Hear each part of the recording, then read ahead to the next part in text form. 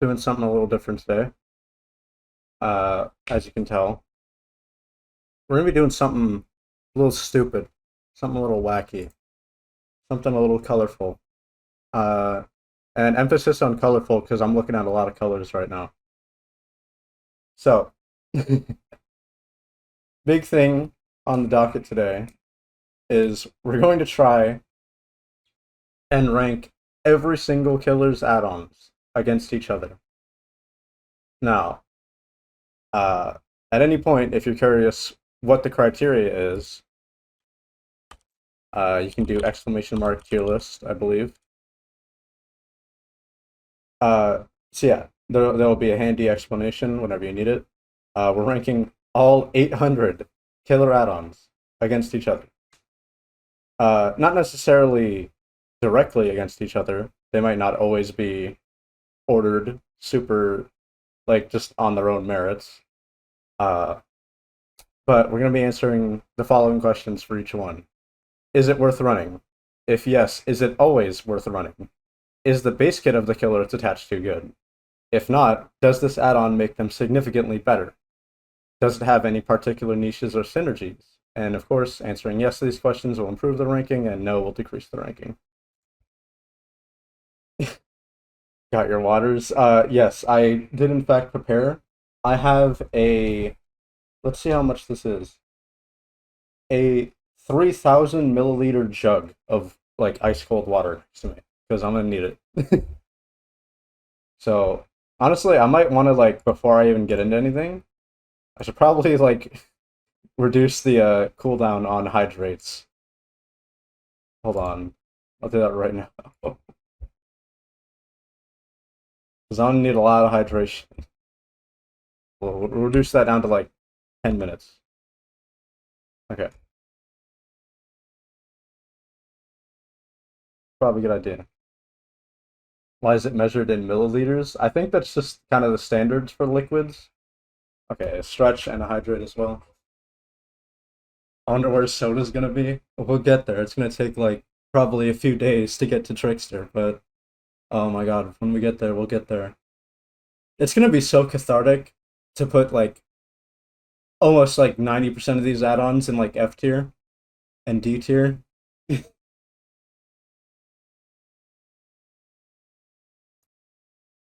Alrighty. Got a good stretch going. I don't see at least 5 night add-ons in Super F I'm riding. Maybe we'll break order a bit, because like it's gonna be a big slog to get through like some of these early killers.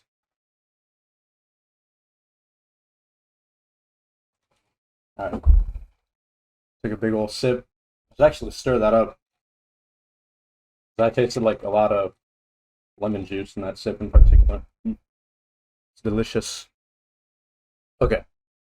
Uh so when we get to, we'll start with each killer one by one, but I'm gonna start like in reverse order.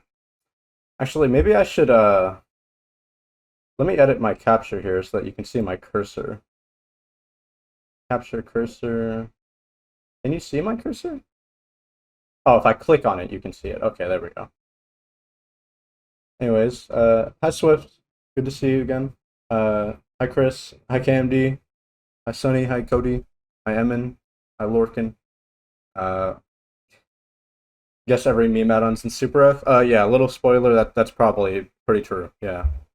Um, we'll probably end up expanding the tier list a bit because, like, looking at it, I think like S, A, B, C, D, F, and Super F will probably suffice for at least a bit. But there's 800 of these guys. Like, there's 800 of these, all like sorted by rarity and killer release order. Uh, so there's probably going to be a lot of bloat.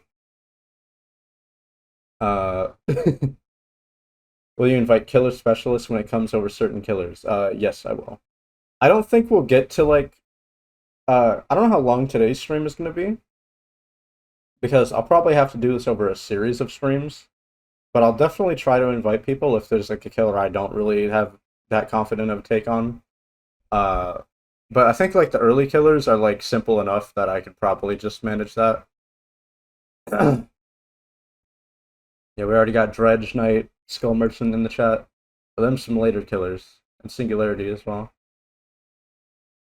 Imagine knowing every Wraith add-on visually. I can recognize them. You guys may not know this, but when I first started this game, there were not that many killers. So like honestly, Wraith was one of the like highlights of the game early on, and honestly even Hag. Like people consider Hag like really boring nowadays. Hag was the first killer I really like stuck with. Alrighty, yeah. Enough intro. Let's just slowly try and get into this. Oh, I should also like turn off the looping music, huh? Oh dang. Alrighty. Uh, so we're starting here with let's do padded jaws because I think this one's pretty obviously just gonna go in like super F, right? Like this add-on is horrible. Uh, Instead of your traps being able to just damage survivors, they can no longer deal damage. That's naturally pretty awful effect. Uh, you know, it doesn't matter if you're like in chase that much because if you're in chase with a survivor, you can just pick them up or hit them twice anyway. But when it comes to traps, just kind of randomly catching people that are across the map, terrible. Yeah, there's maybe like one niche where you can stack up like an extra basic attack on applicable perks, but overall pretty horrible. The I don't even think that's a good enough niche to warrant saying it's good or it's above Super F. That it's like you can make it work with like one thing, but that doesn't really matter at all in this case. It's just overall a nerf. What if the survivor has Resi?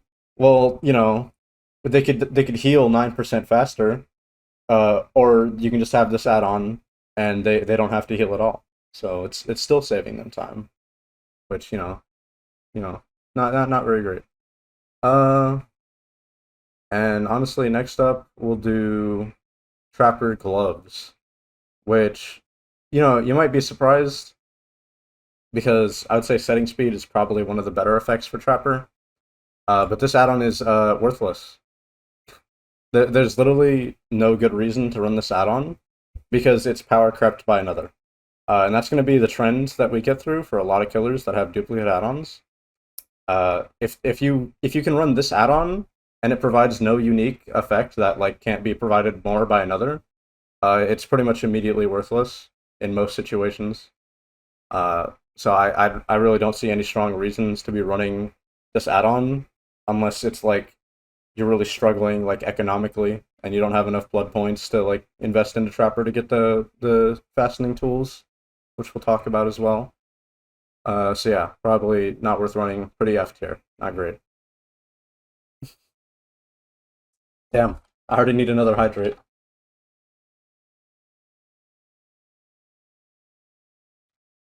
This is gonna be rough. Trickster has 6 pairs of add-ons. Yeah, pretty much all of his add-ons are horrible. Little spoiler. Next is the Bear Oil for Trapper, which I believe makes it silent when you set the trap. Like the trap itself doesn't make any of the clicking setting noises. Uh, Pretty trash. I wouldn't say super F. Like it doesn't necessarily disadvantage you, but it just doesn't advantage you like anywhere. Like you don't get anything out of using this add-on because if a survivor can't see you, there's a problem. Because if they could see you before and they suddenly don't see you, then they know you're crouching down to set a trap. So that doesn't matter. Like they're still gonna know you're setting it. You're not slick. You're not like special. You don't get anything. And second of all, they can still hear you. Unless you have like the Naughty Bear skin, I believe.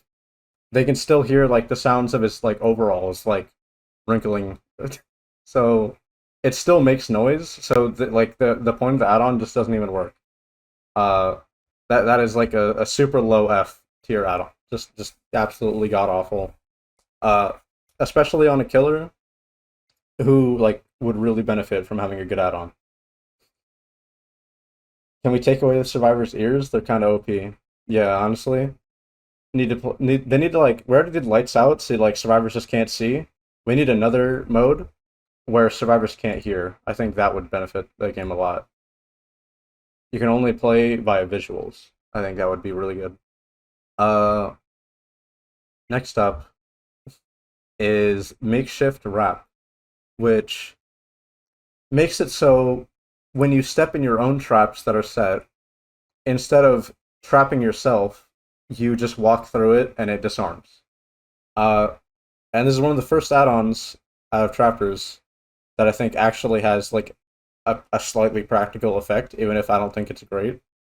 Um, First thing that'll naturally come to mind is going to be situations where you're trying to camp the basement, and you can walk into the basement with your trap still set, and not like trap yourself or have to like drop and pick them up and etc. etc.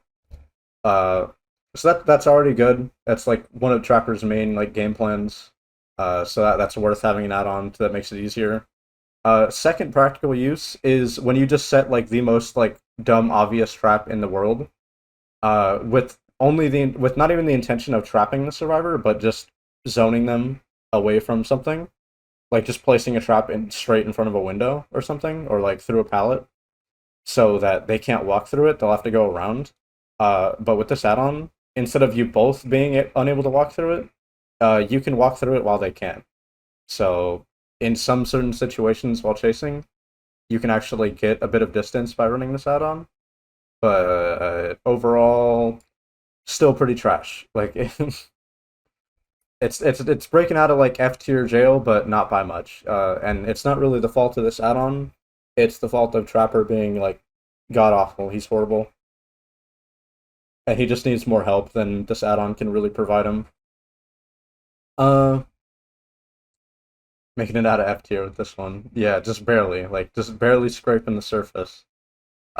Next would be the 4 coil spring set. This makes it 33% slower to disarm a bear trap as a survivor. Uh, which I don't think even makes it take like a second longer. I think it might get close. It might be like a second longer, but I think it's like just barely not. And overall, it's horrible. This is like a god awful add-on. You have no reason to run this because there's like multiple add-ons that do the same thing but better. Uh, and honestly, it's like kind of the hope with Trapper is that survivors aren't going to disarm your bear traps. You can't really prevent them from doing that every time, but just making them do it slower doesn't really help, like ever. It's just like slow down, and it's not even that much. It's like less than a second, so not worth it. Horrible. Throw it out. It's terrible. Still find it kind of weird. Second coil is better than 4 coil. I guess these ones are just like terrible in comparison. These are just like the backups, you know. Um, I don't know. I could go with coffee grounds next, but I kind of have like more to say about that add-on than like any of these. This one is serrated jaws, so we'll just do these next three because these are all like pretty ass. Serrated jaws. This makes it so when a survivor escapes a bear trap, they get the hemorrhage status effect for I think until they heal. Uh, and as you can imagine, that's just it doesn't matter. Uh, Hemorrhage got to be one of the most like worthless status effects in the game right now.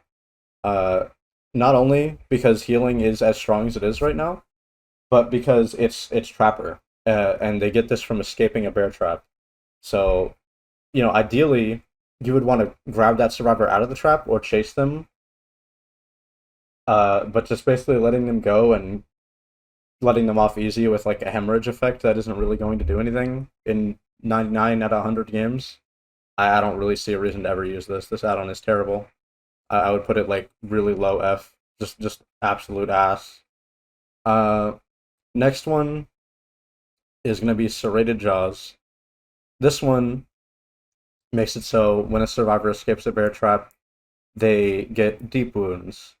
And while basically the same add-on as this one, like on paper, because it's just like a bit of healing slowdown, this one I would actually say is probably the best of the three jaw related add-ons, because the thing with that is the deep wound status effect does more, not only will it slow down survivors from healing, it'll remove any healing progress they had in the first place if they happen to get caught in one like after healing for some reason. So all that healing progress is going to be gone. And then when they get out of the trap, they can't use any endurance effects in chase if you continue to chase them. If they have anything like a styptic, they won't be able to use it because they'll have to get the deep wounds off. If someone gives them a styptic, it won't work.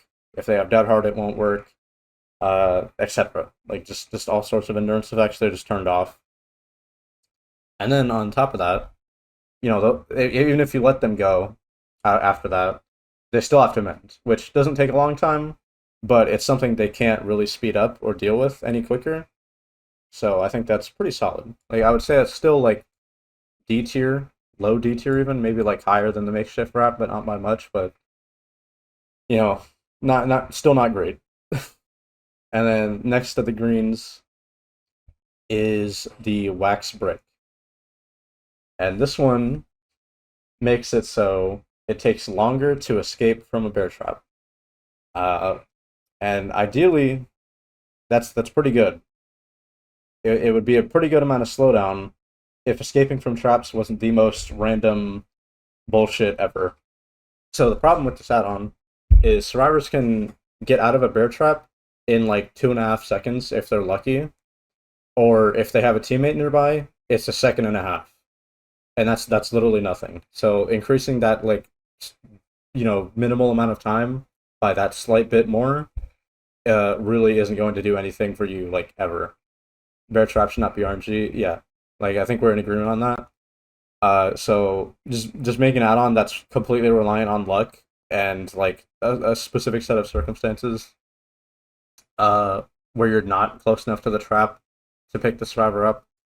Terrible. I would just say this is F tier. It's probably like the best of his F tiers, maybe, but still really unimpressive overall. Mm. And then the final green add-on for Trapper, this is the Coffee Grounds.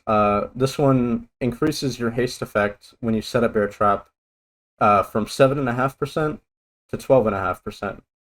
And I'd honestly be willing to wager that this is probably one of Trapper's like overall best add-ons. But one of Trapper's overall best add-ons doesn't really even breach like B tier territory, in my opinion. It's still really bad because Trapper is a horrible killer, and that's unfortunate because like you don't want killers to be this bad, like, but they seem insistent on keeping him in his place, way at the bottom of every tier list. So yeah, the thing with this add-on is setting a trap is really slow. Base kit, it's just like it's terrible without like any type of increase to it. So you're not really going to want to place these in chase unless you have another add-on specifically for setting bear traps faster. And the reason that's a problem is because the extra 5% isn't going to be like, letting you blitz around the map super quickly or anything. It's pretty much only ever useful in chase. And when it is in chase, it's pretty good. But like you said, you're already on like a 2.5 second like wind up where you're just completely frozen in place and looking at the floor. So you're not really going to know where anyone is going if you're chasing them. So catching up faster is still going to be really slow. So I would say it's good when you pair it with another add-on. Really bad by itself, and it's on a terrible killer. So pretty low C, but it's also the only thing in C tier, so that's not really saying much. Alright, before we move on to the rare add-ons, I'm gonna take a water break because already this is like really taking a toll.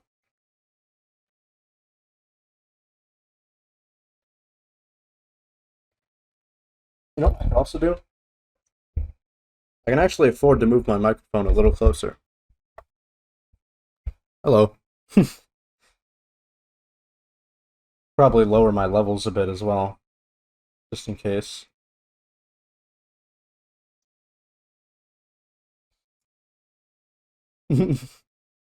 Okay. Uh, first rare add-on, Rusty Jaws. If I'm not mistaken, This is the mangled add-on. This is the when you escape bear trap, you get mangled. And not only do you get mangled for only 70 seconds, which is basically nothing. This add-on is horrible. I would say it's actually like worse than the hemorrhage one. On account of mangled doesn't do anything, and it doesn't do anything for 70 seconds, and then it's gone. So, like, why would I ever use this? It's god awful. I don't want it. Stop. Leave me alone. Okay. Not much else to say about that. Just mangled effects are all going to be awful. Just get ready for that. They really don't help on the vast majority of killers. Next up is Trapper Bag. This one gives you one extra bear trap, and not only that, it lets you carry around one extra trap at all times. So instead of carrying two, you can carry three, which isn't bad, I would say.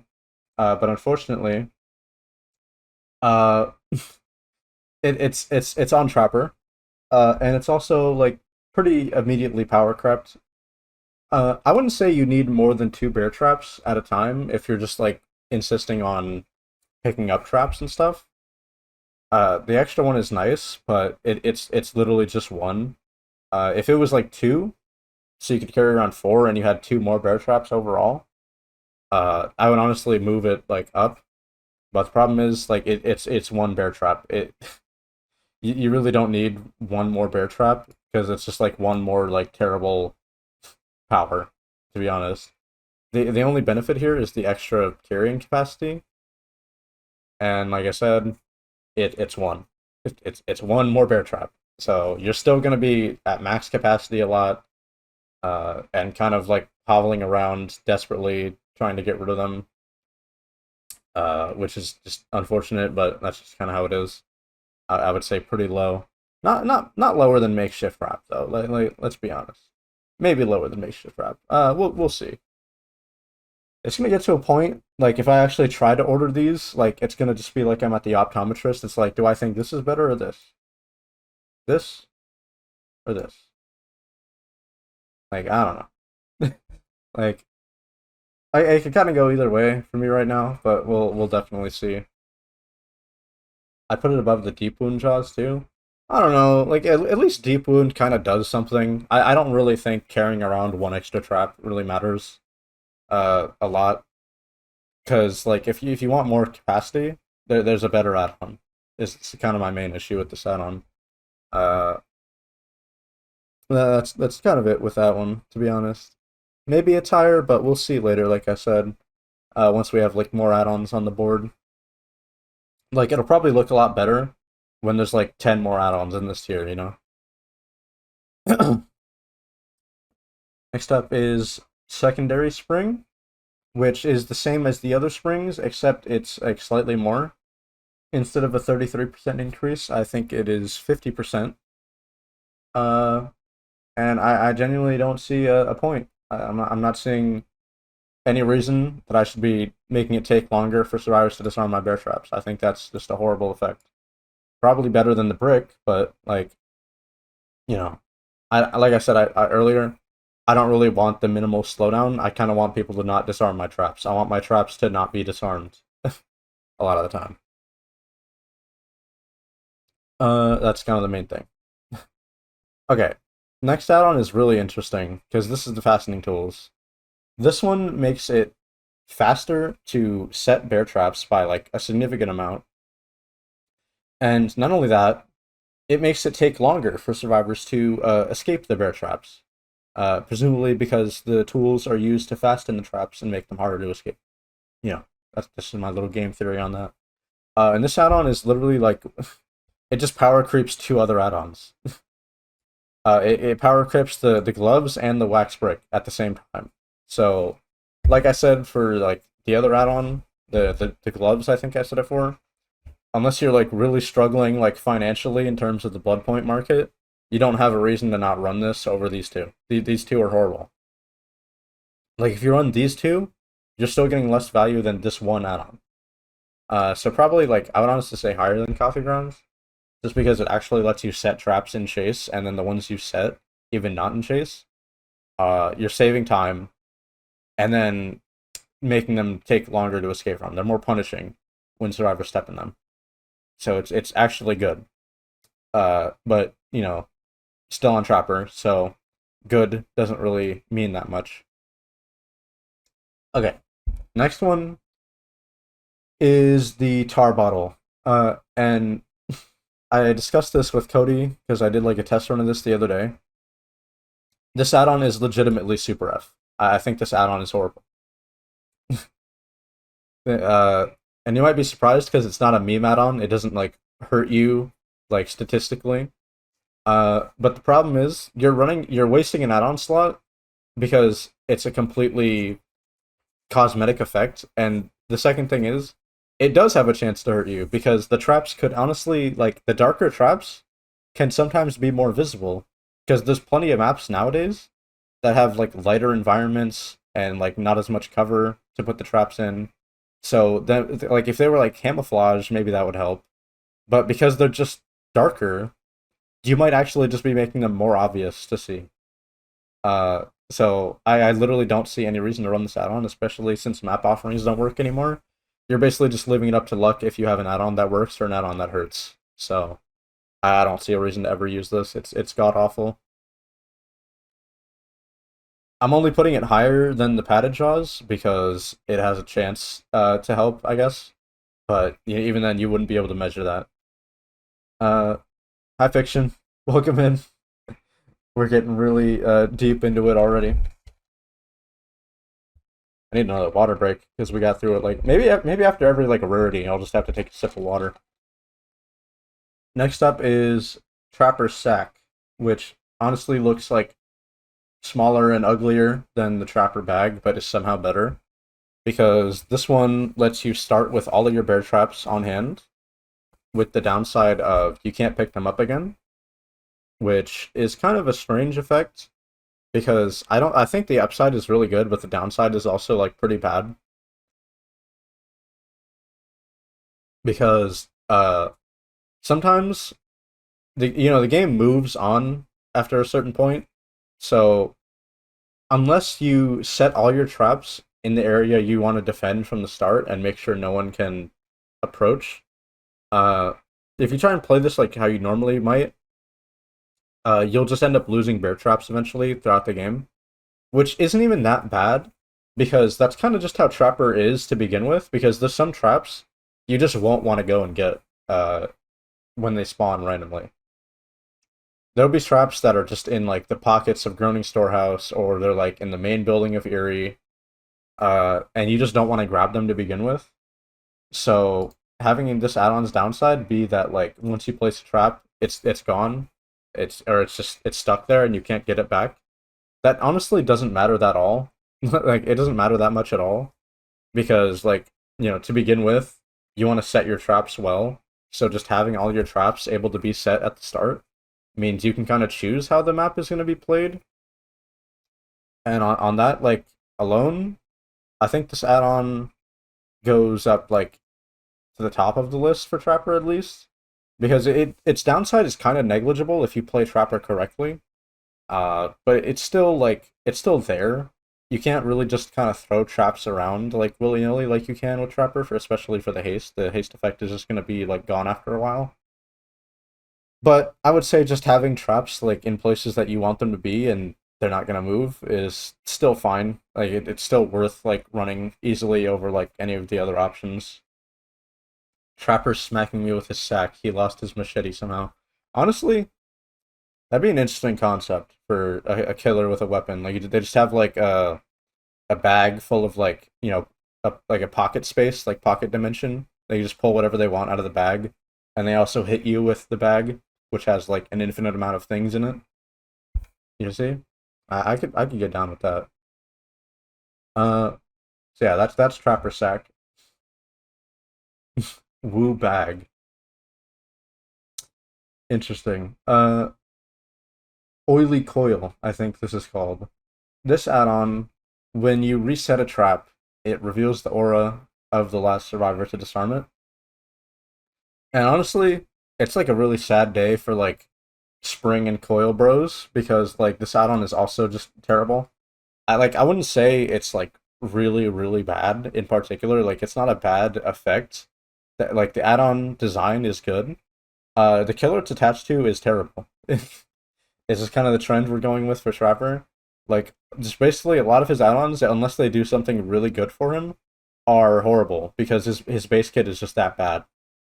Uh, so I don't really want to see the auras of survivors as Trapper. That doesn't really help me because I can't get over to them most of the time, and the info isn't really going to help me in Chase because I'm just an M1. Like, I'm not gonna see a survivor's aura and like bait them into like a trap or something. That's just not how that's gonna work. Uh, Also, not taking into account aura blocking effects like OTR, uh, distortion, shadow step, like all good perks.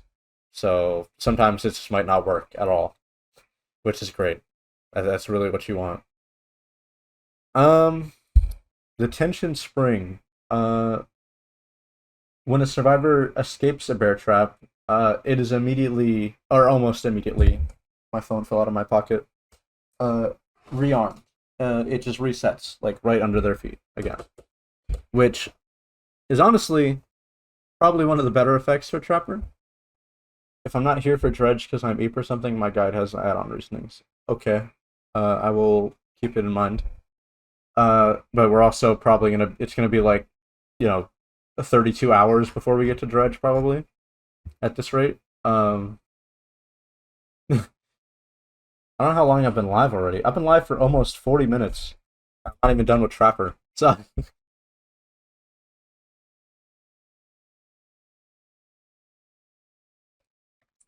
gotta take another sip.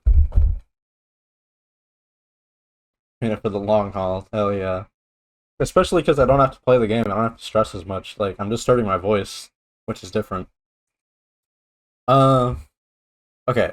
So, this resets the trap 2 seconds after a survivor escapes from it, which kind of removes one of Trapper's biggest like not one of his biggest, but one of his like major flaws, which is that when a survivor escape like gets caught in a bear trap and you can't like catch them, because of whatever effect, like that's really bad for you for like so many reasons. Like one, if a survivor's injured, the trap doesn't do anything to them.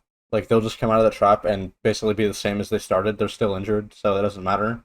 Uh, they'll scream and have their aura revealed to all of their teammates, so everyone's gonna know where that trap is. Uh, Third of all, RNG escape time, so you might not be able to commit to grabbing them if they're just far enough away. And finally, when they escape that trap, it's disarmed. It's just immediately disabled. And this add-on doesn't necessarily fix that because if they're paying attention and they see the trap like reset and you're not there, uh, they can just disarm it again. But that's kind of more significant slowdown than like the wax brick or even fastening tools will give you because that's like committing them to escape and then committing them to like disarm it again. Uh, or they just don't notice and it's just rearmed for you, which is pretty good. I would say that's like probably high D, uh, like relatively high D. It's just D tier is only trap add-ons, so it doesn't look like it, but it's pretty solid for Trapper a lot. Like you'll get a pretty decent amount of value from it, especially if like a survivor escapes the trap in Chase, and they run back into it thinking it's disarmed, like that. That's pretty good add-on, but just terrible killer.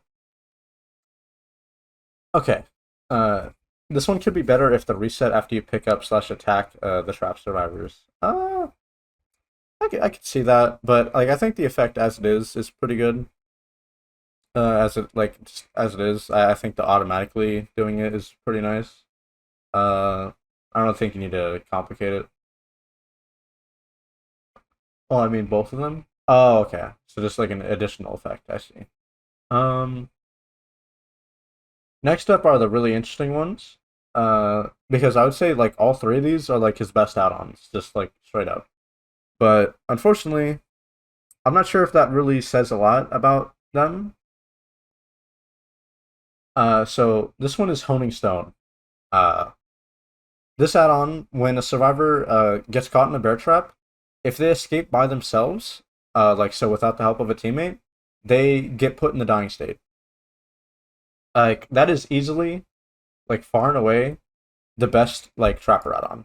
Because now like survivors don't like really get the luxury of being able to split up against you and just be fine like at every possible turn. They will need help. And this is like the most significant form of like trap escape slowdown you'll possibly get like out of anything. Because they won't be able to attempt escaping. They will have to wait there for someone to help. And especially in solo queue, that's going to be hard to come by. They might just sit there and have to take the dying state like proc, to like get their teammates to realize like, oh, that person needs help, which means the trapper is now like capable of running back to you, and like picking you up like regardless of what you do, or like in Swift you'll actually have to play against trapper like 2-2 split like a twins, because if someone gets caught in a trap they'll need someone there to like help them, and if they get the help, it's not a great add-on. It's kind of terrible in Swift because of that reason, but it still forces people to like play differently against you, and I think that's probably like the best thing this killer has going for him. Uh, which honestly might bump it up to like B tier, just on account of like that's how much better the add-on makes the killer. Is like it just removes one of his like weaknesses, just straight up. Like comms kill practically every trapper add-on, but like this still like slows the game down for survivors a lot. Like that you in a way you just won't get if you don't have the add-on.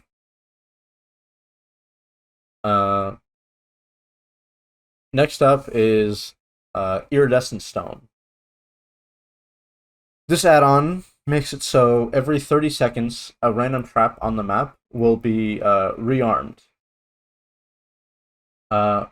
Which honestly I would say is also like his best add-on. Like I would say these two are his best in slot. Just the stones are his best add-ons, which is odd. But I think this one's like still worse than honing stone on account of like the traps still suck by themselves. Yeah, this song is crazy right now. Everyone fucks with this song. Um, like the traps still suck, but like them being disarmed doesn't matter as much. You can just kind of leave them, and I would say this is what makes like trapper sack like really especially good, because you can just set your traps and forget about them. Like as long as they're in the place you want them, you don't have to worry about them ever again. They'll just be a threat there, as long as like you don't move them or pick them up, which with trapper sack you can't. So you just lock them in. Uh, so probably one of his best add-ons leads to like some corny strategies that surprisingly don't work. Uh, I think we've all tried to do like remember me at the gates with the trap underneath them so that it resets under their foot. It doesn't actually trap them until they move, so they can still open the gate. It doesn't stop them from doing it. It doesn't warn you that they're opening. So it's just kind of bad, to be honest. But still like significantly reduces one of Trapper's main weaknesses. So worth using. Second best add-on. And we'll go third best, which I believe is Bloody Coil. And the only reason this add-on isn't higher is because it's really inconsistent. So the problem is this add-on makes it so when a survivor disarms a trap while healthy, they get injured. So they just lose a health state immediately. Which is, it sounds really strong and it sounds worthy of like this iridescent rarity. But the problem is, once they're injured, this doesn't do anything. Like, not only can they run into the trap and, escape from it and be fine, they can now disarm the trap while injured, and still nothing happens. So, like, the main problem with Trapper is that his power doesn't do anything to injured survivor. Still applies with Bloody Coil in play.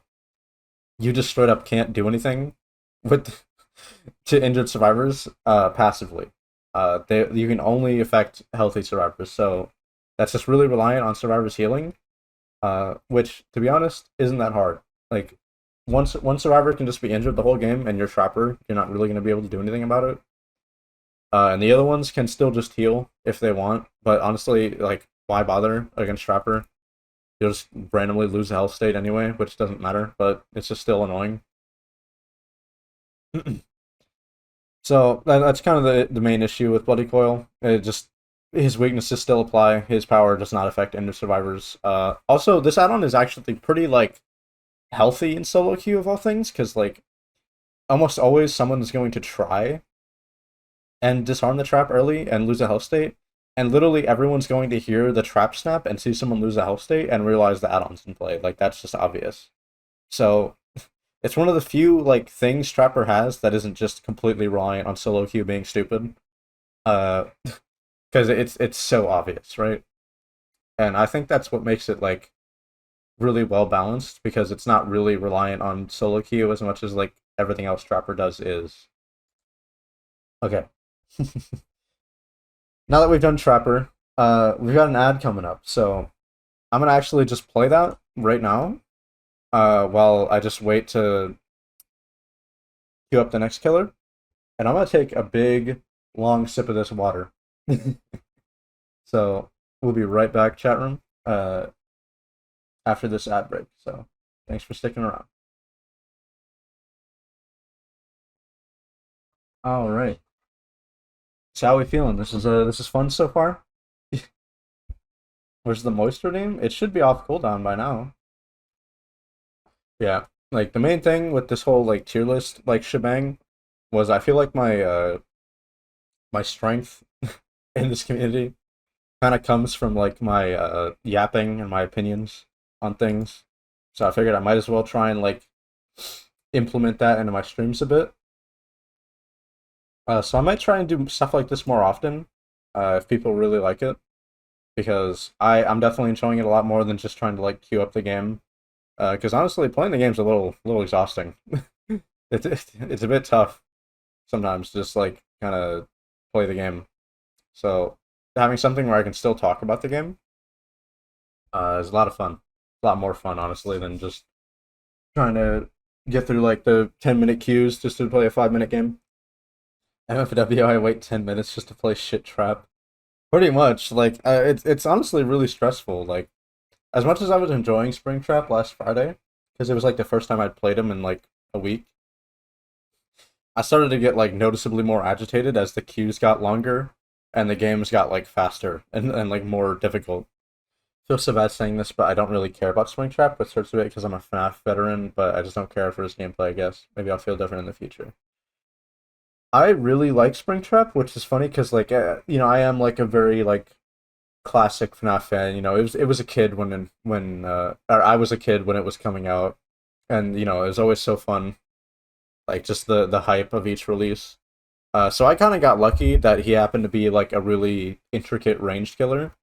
The only issue I'm having with Springtrap, which we'll probably talk about once I eventually get to his add-ons, is they really, really don't fucking want you to play Springtrap like a ranged killer. They want you to play him as like this like do whatever you want. Like you sometimes have a ranged attack, but like most of the time, like all of his add-ons just encourage you to like get some form of like shitty haste from missing, or like the haste effect while just not like playing the killer the same way that you would otherwise, or getting more stealth, or like teleporting through the doors more, or just like blocking like pallets and stuff. It's all stuff I don't care about. Like there's nothing that buffs his ranged attack at all or makes it different in any significant way.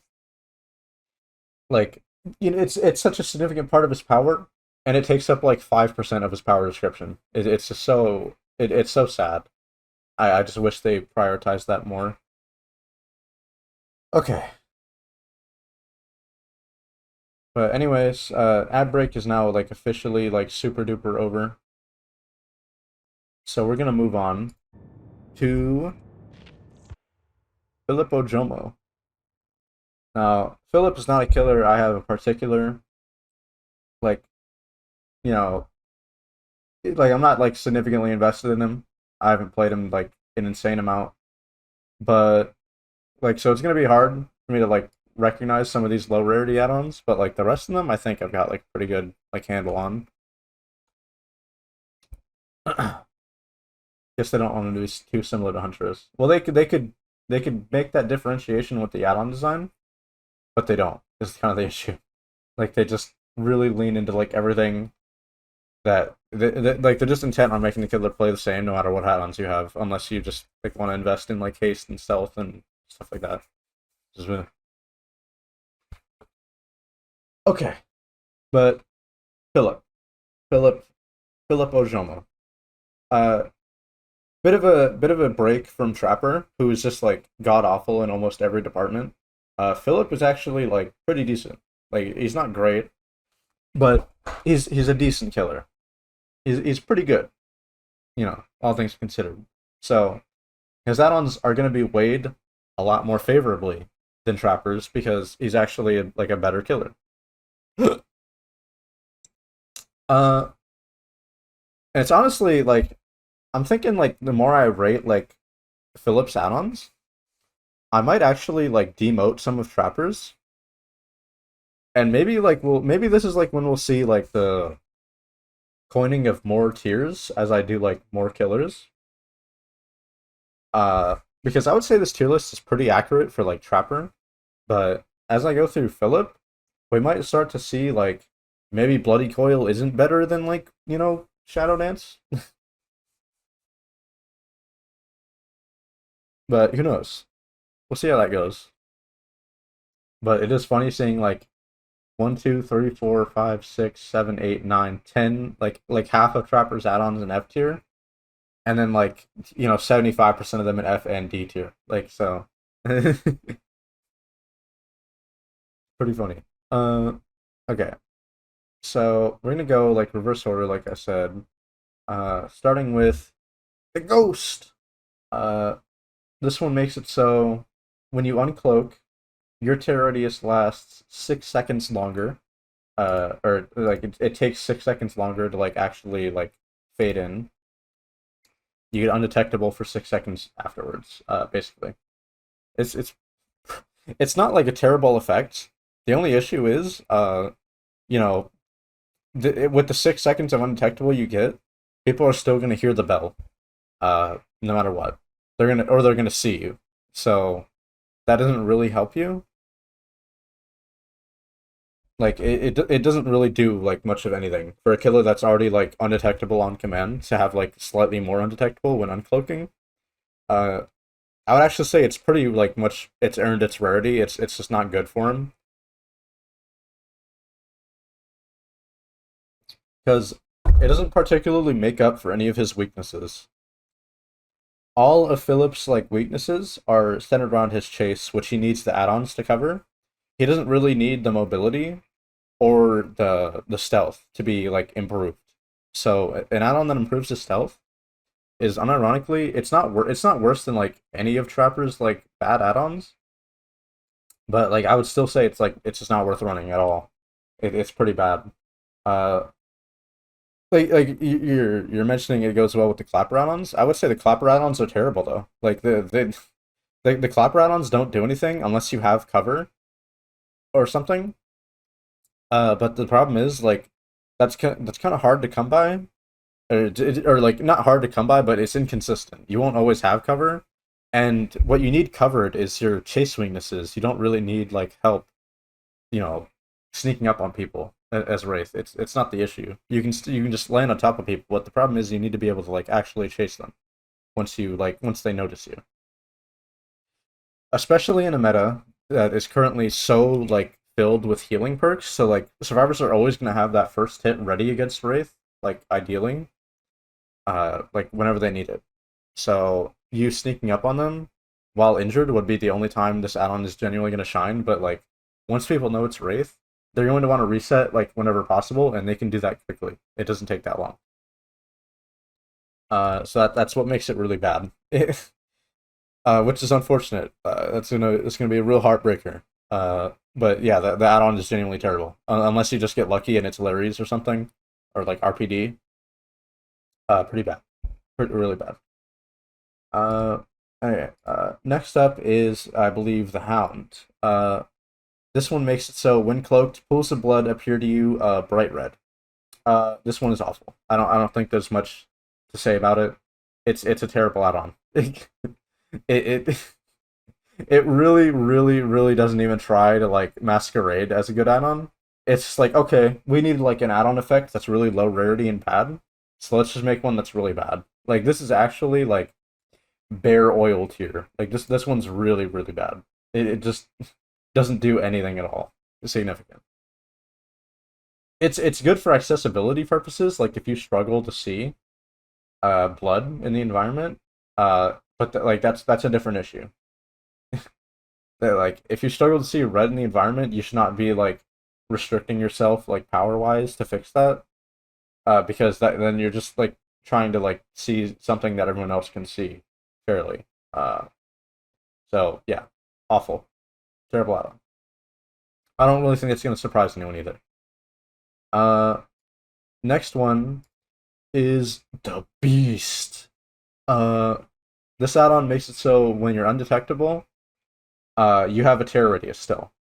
Which unironically, it's like it sounds really bad on paper, and I would say it is bad, but it's not super f bad. I would say like being a mobile killer, like a killer as mobile as Wraith, with a terror radius, if you have something that can apply like effects, can be like actually like there's a reasonable amount of synergy there. Like you can do Cholera Wraith to like actually have some anti-heal. You can do like Dissolution Wraith to have some anti-loop while cloaked. Uh and like stuff like that. Like you could slug with Cholera and etc. etc. You can have like Phantom Fear, which is a new perk, to reveal people's auras when they like spot you. Which they might not even spot you. They might just be like, "What the fuck? Why did I scream?" And then you see their aura, you see where they are, and you just run like straight into them, and they're like, "Oh, it's a wraith." Uh, so I would say that that's not quite like bare oil tier. I would say it's probably like, you know, spring tier. Like it's probably spring tier. Like around the springs for Trapper. Not great. You need other things more as a wraith. Uh, but you can make builds around this. And there's something you can do there that might catch people off guard, which is interesting. I would be interested to see like this add-on with like some weird gimmicky build that people don't really play around, like actually against like good players. Hi Zane, welcome back.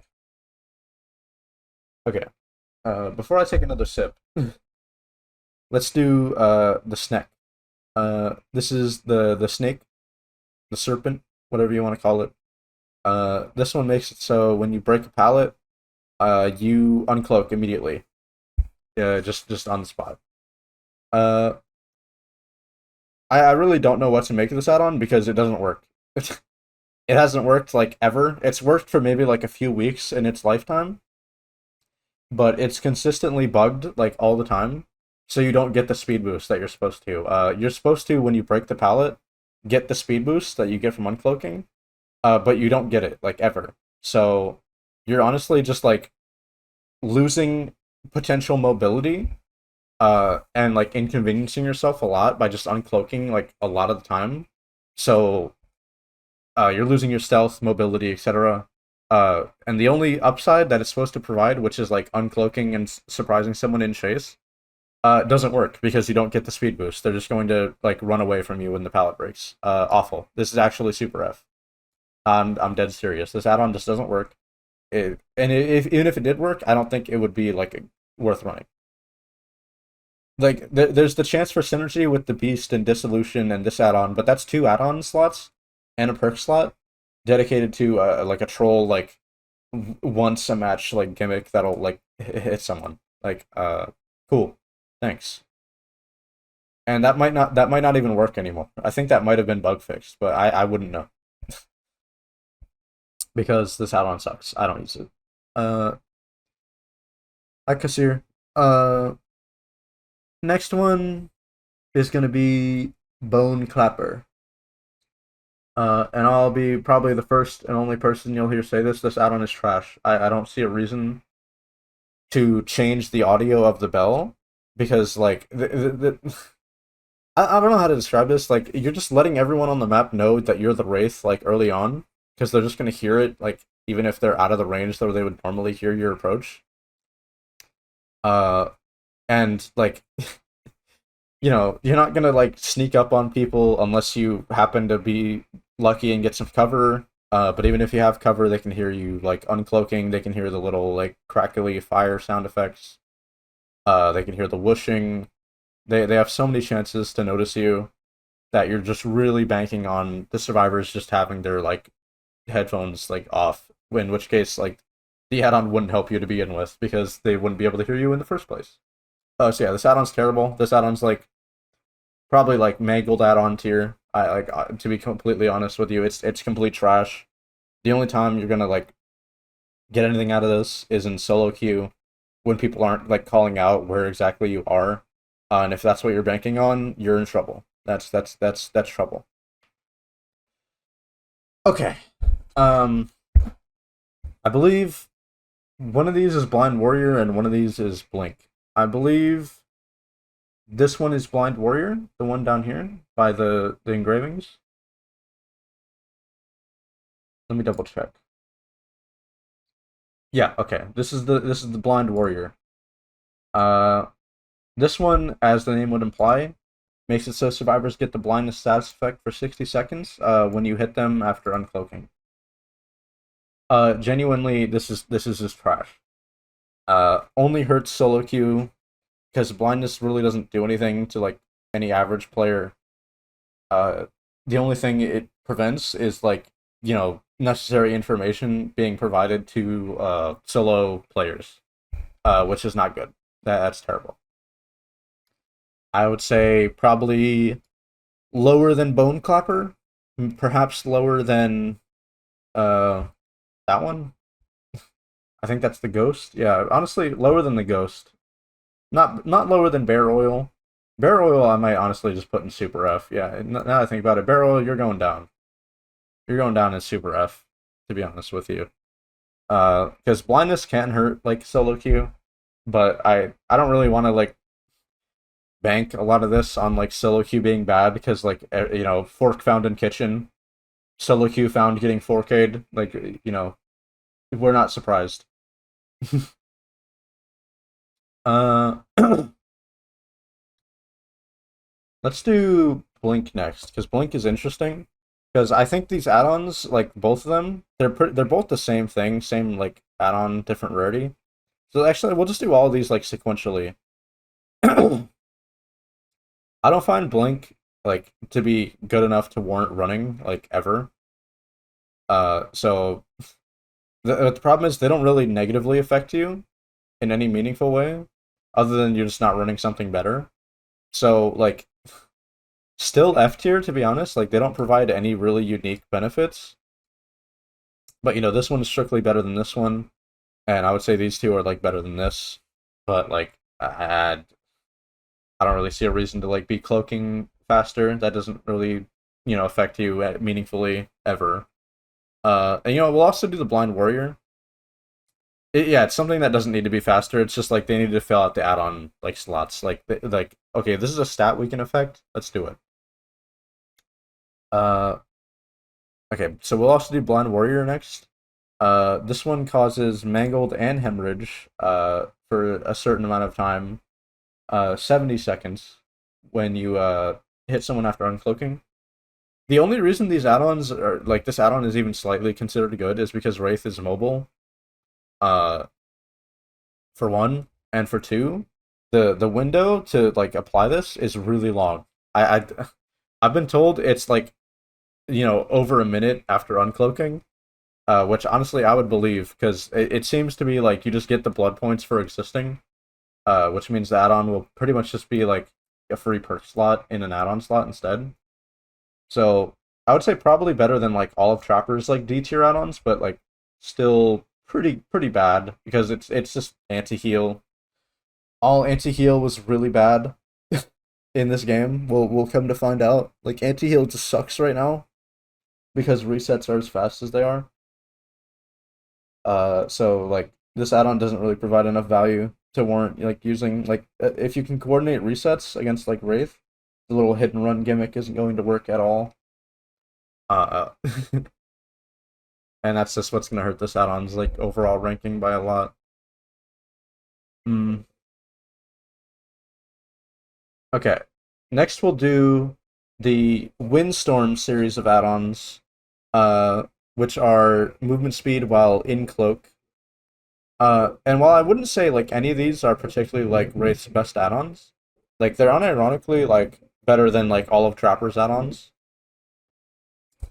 which isn't saying a lot, but still not bad. Uh, I would say the green like Windstorm, well, like we'll try and rank the green one first because that'll like uh yeah, that'll influence the rest of my placements. This one increases your movement speed by 5%, which is kind of negligible. It doesn't really do that much. Like it's so little, and it's like you already are like fast enough as Wraith, so I wouldn't say it's really that much like worth using. But I would still say probably better than the Blind Warrior, if you're like really struggling economically, financially, etc. Uh, Blue Windstorm, which I believe is 7%, I would probably put just above that in the C tier. Uh, Probably above the coffee add-on for Trapper. And then the purple windstorm, like it's not that much more. It's this one is 9%, I believe. Let me double check. Yeah, 9% extra speed, so like basically double the green one. But it's not that much more than the blue one. So probably just right above that, maybe above the fastening tools, perhaps. But I would probably say not above the trapper sack in terms of like affecting the healer meaningfully. Just not that great. Okay. Uh, like the useful, of course, for a lot of things like body blocking, mobility, catching up in chase. But you're gonna pay for it if you bank only on that compared to like if you bank on like his other two add-ons, which I think have more meaningful impacts. Okay, so next up is the Swift Hunt series of add-ons. Uh, green, blue, purple. And these ones might surprise you. These are like his best for many reasons. Ray Suncloak is the like main thing he struggles with. His uncloak is slow. It's slow as shit. It's 3 seconds of just being the slowest, loudest like thing possible to be behind a survivor. And you can't attack. That's the main thing. Like every hit Wraith comes with a 3 second windup, which is like really bad. So making that faster really helps a lot. So I would say honestly, this like the green one, which is only 8%, that's still shaving off like over a quarter second of your like uncloak. So I would say that's still better than the green or the blue windstorm. My apologies. Uh, Blue windstorm or blue swift hunt. God, this is gonna be confusing. 10%. That's a whole like 0.3 seconds shaved off of your uncloak. Not that much better uh, than the green alternative, but I would say it's still probably above the purple windstorm in my opinion. Just on account of like I would rather run blue swift hunt than purple windstorm, like most of the time. Uh, and then purple swift hunt, uh, I would probably put like above all of Trapper's add-ons. This one is 12%. 12% on cloak speed, but usually, uh, as far as I'm aware, it's usually bugged to be like a little more. It's basically required reading for this killer, because it's that much of a decrease. It's pretty significant. So pretty much always worth running because it's just one of Wraith's main weaknesses. Uh, that you can cover, and this one is the strongest one to fix that. And these ones are good alternatives if you don't have this one. But like, there's just no reason to run these. If you have the purple one, you should just always run the purple one. There's no reason not to. Uh, okay. So after doing that, I need a sip. I need some moisture.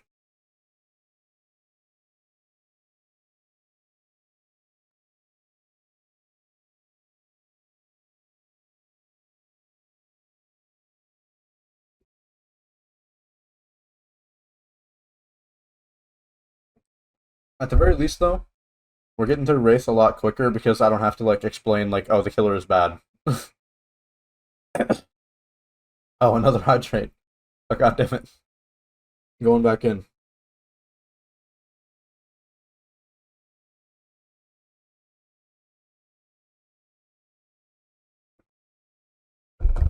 Oh Lord. Oh Lord, he's moist. He's moisturized. Okay. So Shadow Dance. Here's the thing.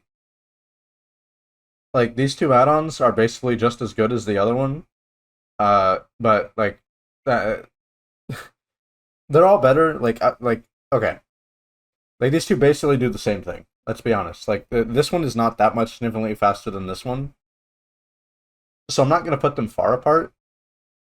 But the blue Shadow Dance is definitely going to get a big demotion compared to the purple one, which I believe is like Wraith's second best add-on. Because there's just no reason to run it if you have the purple one, and that's a really, really, it's a big demotion. Like one of the main questions we're trying to answer is like, is it always worth running? No, this add-on is not always worth running because if you have this one, you should run this one. It's also like maybe like like a 0.15 second difference in break speed and vault speed if you're lucky, like the extra 20%. So like I wouldn't like worry. You're not gonna be missing a lot. Okay, so we'll kind of break order a little bit here because like then there's like a sequential series of add-ons, and then there's the clapper. And the clapper, coxcomb clapper, silent bell. This add-on is genuine dog shit. I'm sorry. I might be like maybe a little offensive saying that to some people. This add-on is horrible. Like it's really the same thing as the bone clapper.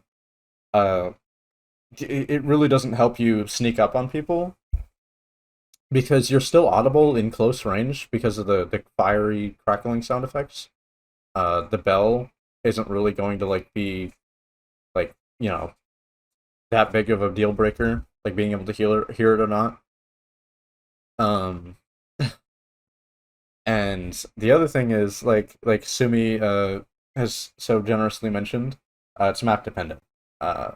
It's positioning dependent. It's more accurate to say because I would say almost every map has like something you can uncloak behind without being seen.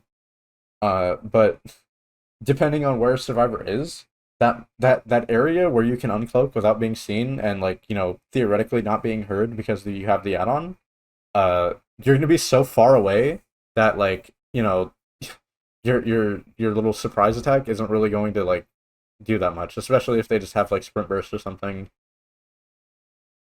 Like sprint burst just kind of shits on this add-on's existence, and sprint burst is meta. Healing shits on this add-on's existence, and healing is meta. So like, as long as like survivors can sit on a gen and either sprint burst away or be full health to like just tank a hit, you're not running a better add-on. So you're just going to like lose chase if you commit to them, and they're going to heal if you don't commit to them. So that's just the main issue. This add-on is terrible. Uh, it's a gimmick. It'll work on like people who aren't paying a lot of attention, but like I kind of want to rank these in the sense of games that are like pretty serious, like everyone's kind of like locked in, and at least being competent. And I don't want to give people the expectation that because this add-on is low ranked, that means it doesn't work ever. Uh, which is not true. It does work in public games, but I don't want people to think that because this add-on works a lot in like public games, that it's actually good. And should be taken like seriously. Like no, this add-on is genuinely horrible.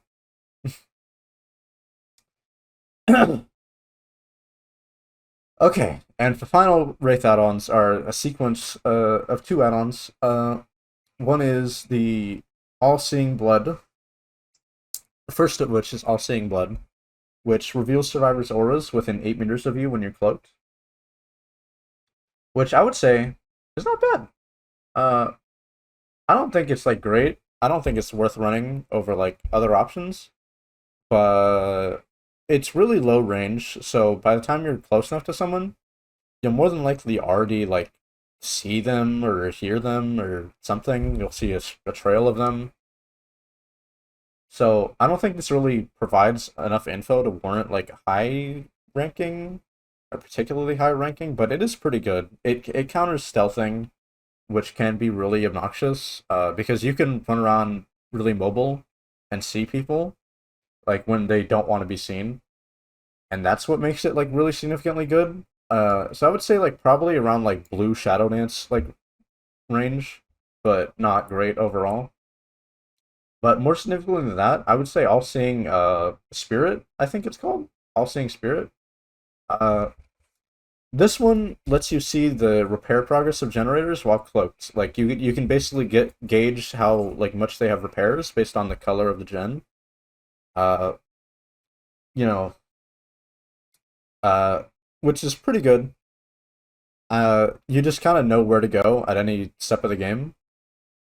You're just not gonna be like lost on where the gens are. It really synergizes well with like regression perks and stuff, especially because like if you see a gen that has like a good amount of progress, and you hit like pain res or something, you're gonna know where to go over after you hook.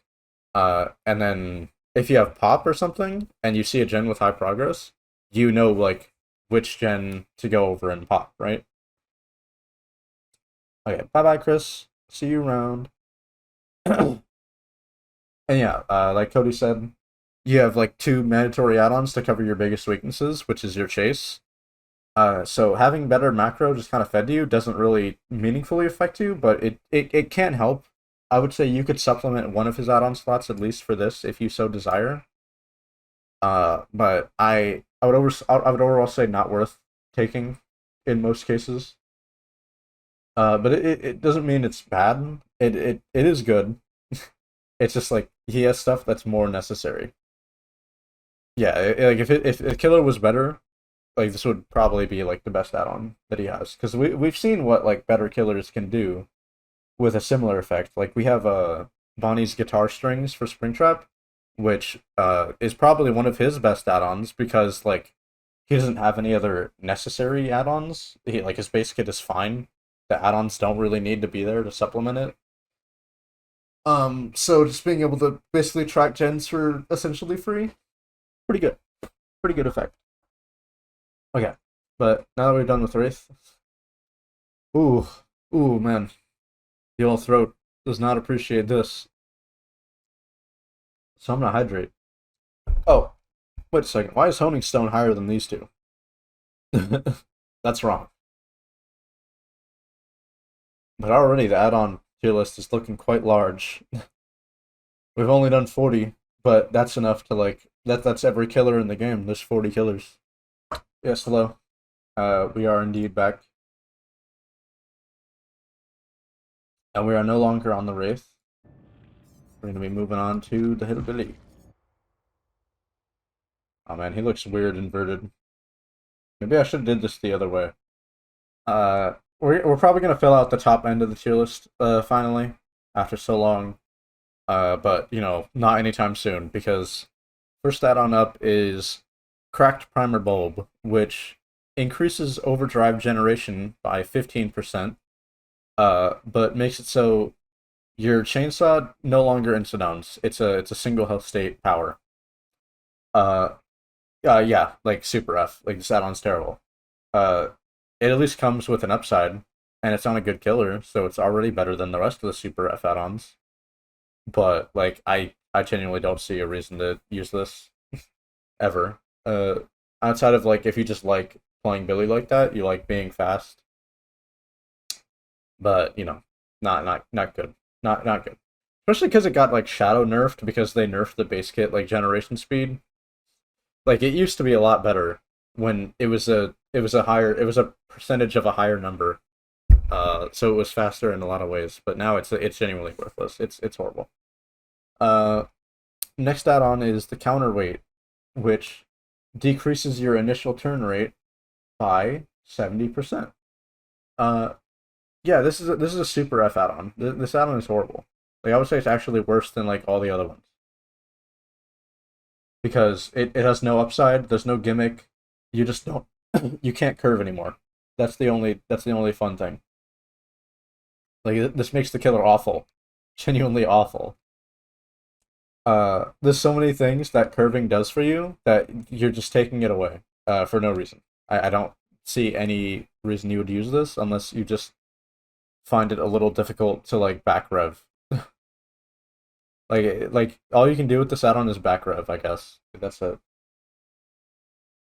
This add-on probably makes this killer like fucking C tier. I'll be honest. This makes him like worse than when he like when he was before with his best add-ons. Like it's genuinely so ass.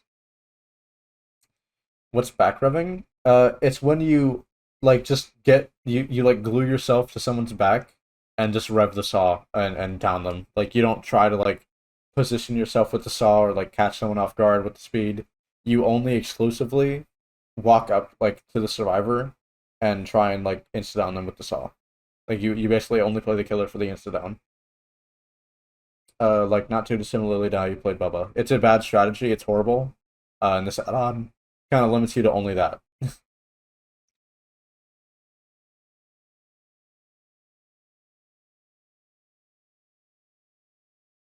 Coward's way of playing. Yeah, pretty much. So like, it's an awful strategy, and that being the only way you can get downs like with this add-on, that's just terrible. Um, Next up is I believe this is steel toe boots. Decreases the cooldown time after hitting an obstacle with the chain during a chainsaw sprint by 10%.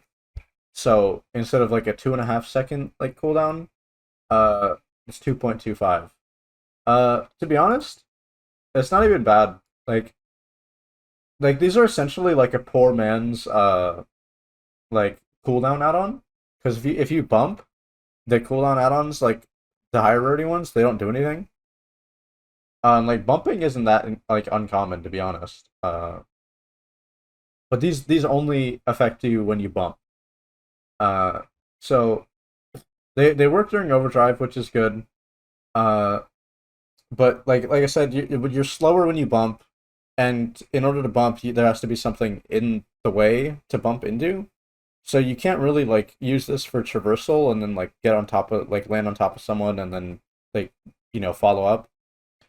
But I would say in like an average chase, like at a tile, if you're just like the kind of Billy who like throws to like use the saw all the time, it's not bad. Like I would say it's actually like pretty solid, like above like these trapper add-ons. Like it's really not terrible, at all.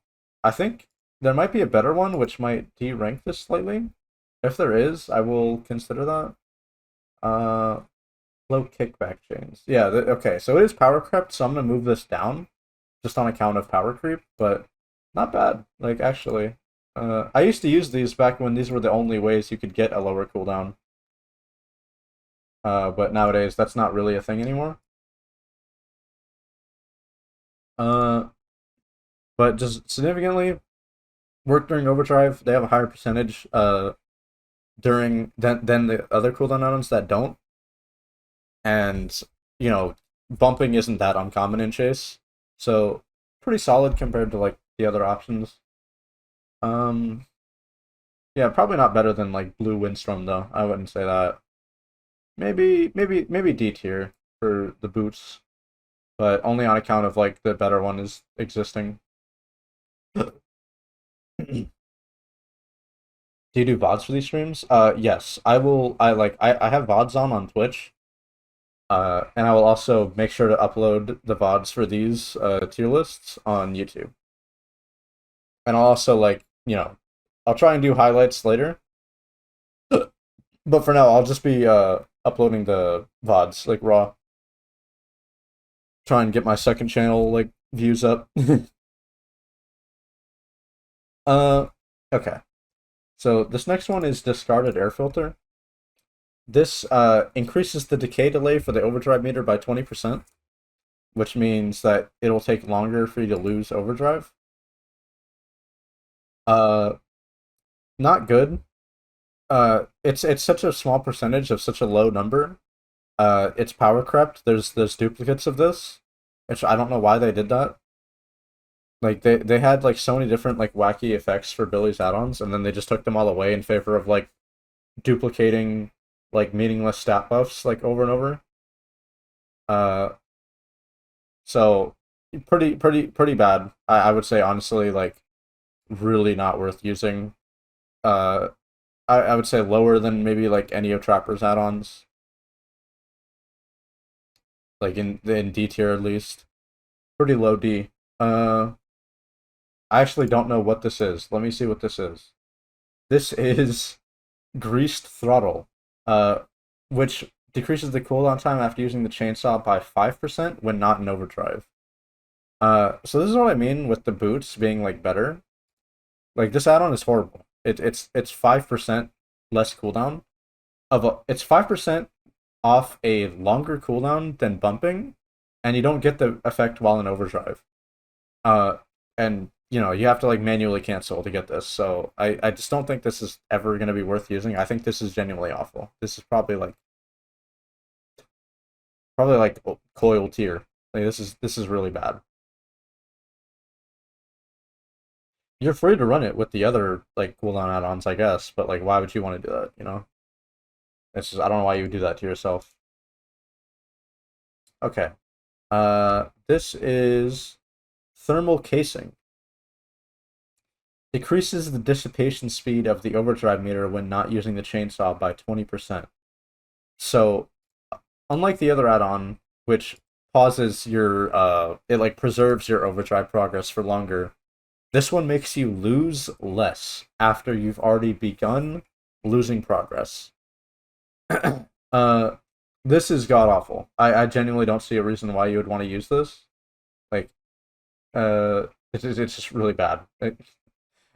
I really can't. I don't think I've ever even seen anyone use this. This is why I'm like struggling to remember what a lot of these do.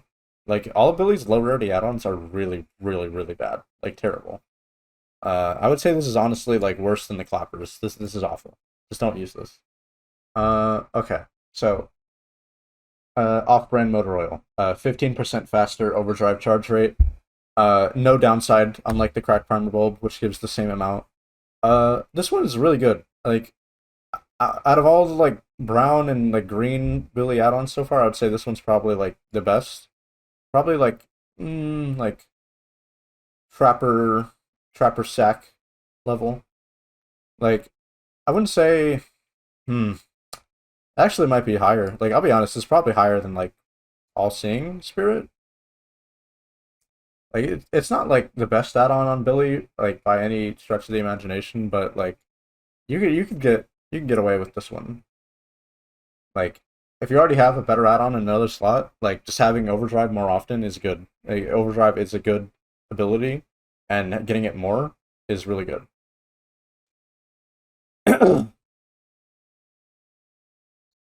Low rarity ones are designed to have an upside and downside when the higher rarity has the upside and no downside. Yeah, it's really just like I like the ideas of add-ons giving you something and taking something else.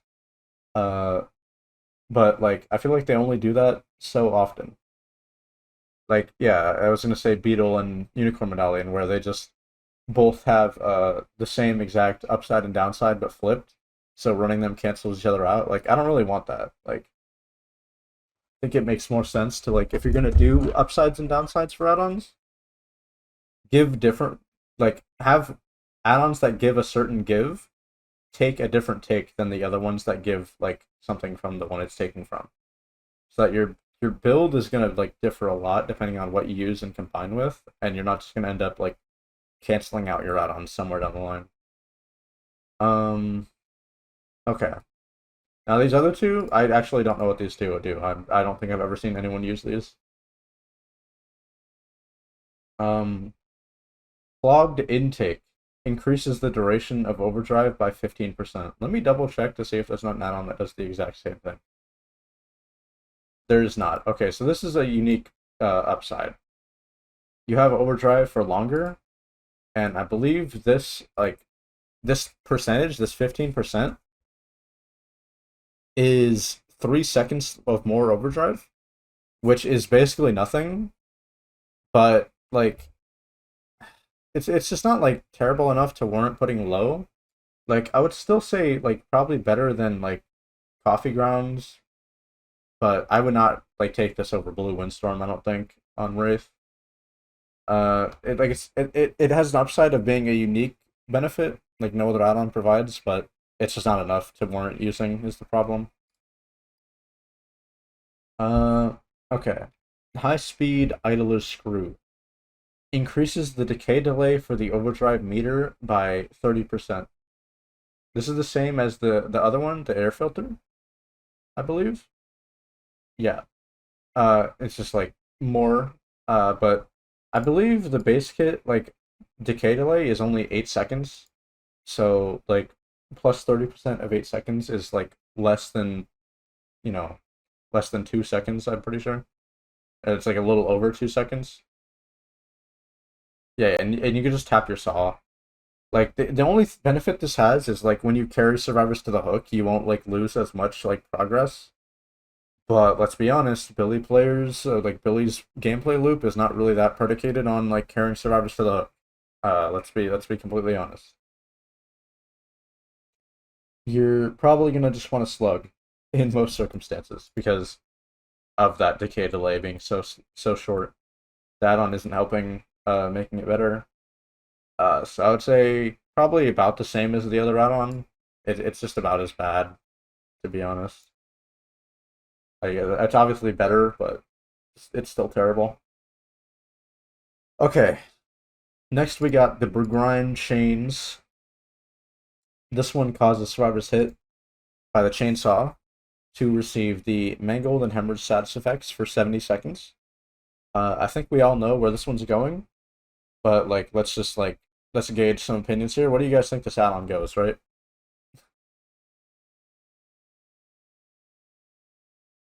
Like what's the problem with this add-on, right? It you insta down them, right? That's kind of the main thing. Like the chainsaw insta down survivors. So applying an anti-heal effect only really is going to like if you okay, so you insta down them, and if you play like wholesome, you take them to the hook and you hook them, and they sit on the hook, and then they get rescued, and then like the mangled is only going to be like 30 seconds more after that. But if you slug, then this add-on has a chance of being good because healing on the floor is going to be a little slower. But then there's Wigliff. Wigliff is a perk that exists that increases healing speed by 100%. So this add-on really just isn't going to bite into that healing speed at all. It's not going to do anything. It doesn't hurt like self-recovery, so unbreakables and exponential like procs are going to be fine. This add-on sucks. It's god awful. F tier. Like pretty high F tier because it's still Billy, but like F tier regardless. It's really bad. Okay. Um. Next one is Ragged Engine, which reduces the dissipation speed of the overdrive meter when not using the saw by 30%. Okay, so who cares, right? No one cares. No one moves. We're not using this add-on because it sucks. Like I just don't want to lose my overdrive is the main thing. So probably gonna put this with that thermal casing add-on. It's literally just about as bad. The percentages are so close they might as well be the exact same add-on.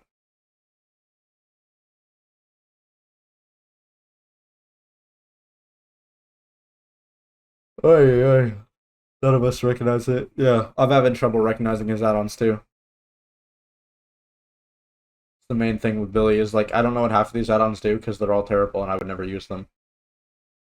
What they is it? I don't know if I could say the other word. Uh, okay. So this is the low kickback chains here. This one is the same as the boots, but it's 15% instead of 10%. And I would say that's actually like more significant than like you would expect because like I said, bumping in like chase is gonna be pretty frequent. Like if you're going for curves and stuff, you're more than likely going to bump off the like environment like nearby. This works during overdrive, which gives you a lower cooldown to begin with. Like the bumping cooldown is lower than the other one, etc. Like it's pretty good, unironically. I would say probably better than fastening tools on Trapper, which isn't like saying a lot. But I would rather run this than Trapper with fastening tools, to be honest. You guys ever actually use a chainsaw? I have only used like garden cutters, which are kind of similar, but no, not like a full-on like chainsaw. Like I've used the motorized like garden trimmers. Okay. Dad's boots. This is some percentage of turn rate. I don't know how much. It's 20%. Now I'd automatically say, like, despite being a lower rarity duplicate, it's still got more reason to be used than like a lot of the add-ons above it. I would say like probably really low B, and then with the spike boots over here, 30%. That's like A tier, to be honest. Like double turn rate, not really a great combo, but like it's passable. And that's kind of gonna be the main thing. Is like turn rate is good. Uh, his other add-ons we'll get to, pretty solid. This one is, I believe, the 10% cooldown add-on. Okay, yeah, Thompson's Mix. The reduces the cooldown time after using chainsaw by 10% when not in overdrive. Not horrible. I would say like pretty bad, but like I would say I would have less reason to use this than Dad's boots, to be honest. Like really really low B in my opinion, which isn't saying a lot because our B tier is not that filled out, but we'll get there eventually. To be honest, this is gonna be tough, you guys. There's a lot left to go through. We've only gone through 3 killers, and this stream has been 2 hours. So this is gonna be really tough. I hope it's not like, does it like mess with the stream when I do that? I guess I can't look, but I hope not. Um, okay. I don't know what this add-on is called, but I believe this is the one where you become undetectable when using the saw. Yeah. Filthy slippers. You get a certain amount of you get undetectable when you use the chainsaw for more than 2 seconds. I'll be honest, like Billy having a 40-meter TR, nowadays, and also just being a really good mobile killer, this add-on is unironically not horrible. Like it's definitely not like anywhere near one of his best, but I would say it's like probably worth running more than like these like, you know, kind of inferior like good add-ons. Um, I don't really know what to say about it because it's just like you're on a killer with such a good mobility and lethality to begin with, and also like decreasing his like uh one of his weaknesses, which is like people tracking him, is not horrible. Like I will be honest, it's not horrible. Uh, it's something I would genuinely consider, like on like sort of an off meta build, like not super sweaty, and it might actually work. Like I would say like people running stealth Billy is unironically not like super horrible the way you would think it is. And in the same vein, I'm gonna just like skip low pro to do Apex Muffler. It's honestly just about as good, probably better than like the slippers. Like I would say it's like probably maybe not higher than like Swift Hunt, but probably higher than like Windstorm, to be honest. Like Windstorm Wraith, just because like it really does like there's a lot of ways to hide your TR, and like that could extend to the other add-on if you so desire. Actually, that might hurt the ranking of this add-on because despite having like no TR or like a lesser TR while sprinting, you can still hear the saw. So I think that lowers that a bit. But this one is actually pretty good because this reduces the range where you're audible. And it's not that hard to apply like oblivious or undetectable, which on a killer with such mobility and lethality is a legitimate threat. Like honestly, it's quite good. It's still off meta. It's not the best thing for Billy. It's not what makes Billy good. Um, but it's unironically like pretty damn like solid for what it is, which is surprising because it's not something you see people use a lot because people would rather just have like the more fun and strong stuff, right? Uh, I'm actually not really sure what to say about the next like 2 Billy add-ons. First off, we got low pro chains. which makes it so when you sprint into a pallet, instead of stopping to break it, which takes like a second, just 1 second, you just continue sprinting straight through it, and you get another curve after doing so. And any survivor hit within 5 seconds of you doing that will be injured if they're healthy, and if they're injured or have deep wounds, they'll receive the deep wounds. Um, this add-on was insanely busted for a brief period, but now I would say it's honestly kind of a joke, because you just can't down with that effect. But it's not as much of a joke as you would think, because you could still get the injury, and you can kind of extend your mobility by just breaking through like walls and getting more curves and getting like break through pallets, getting more curves to go around like in ways you couldn't before. But like if it's high tier, because it is Billy, it's like really low high tier. Like I would say still probably A tier, just barely. But like you're gonna have a really hard time convincing me that this add-on is like meta, you know? Which I would say A tier is like approaching meta, at least. Uh, but I definitely don't think this is one of the add-ons you want to throw on like every game as Billy, unless you're just trying to have fun and hit some insane shit. You can also use it to flick and curve against. It resets your dash turn rate. Yeah, I mentioned that. It, it's really not hard to hit someone with the low pro hit. It's just the low pro hit won't actually injure. Um, on like someone who's already injured, it won't down them. But you still get some pretty good zoning just by breaking through the pallet. Because sometimes what people will do is like drop the pallet and then run away while you break it. But with this add-on, you just can't do that. Like you'll just land behind them or injure them, etc. And then you could still probably get a like follow up with the M1, like if even if they're already injured. Uh, so it's still really really good, but I would say Boots is just strictly better. And then I'm just gonna skip Carburetor and go straight to Iridescent Engravings, which decreases your saw charge time, or not decreases it, it increases it. It decreases the speed by 20%.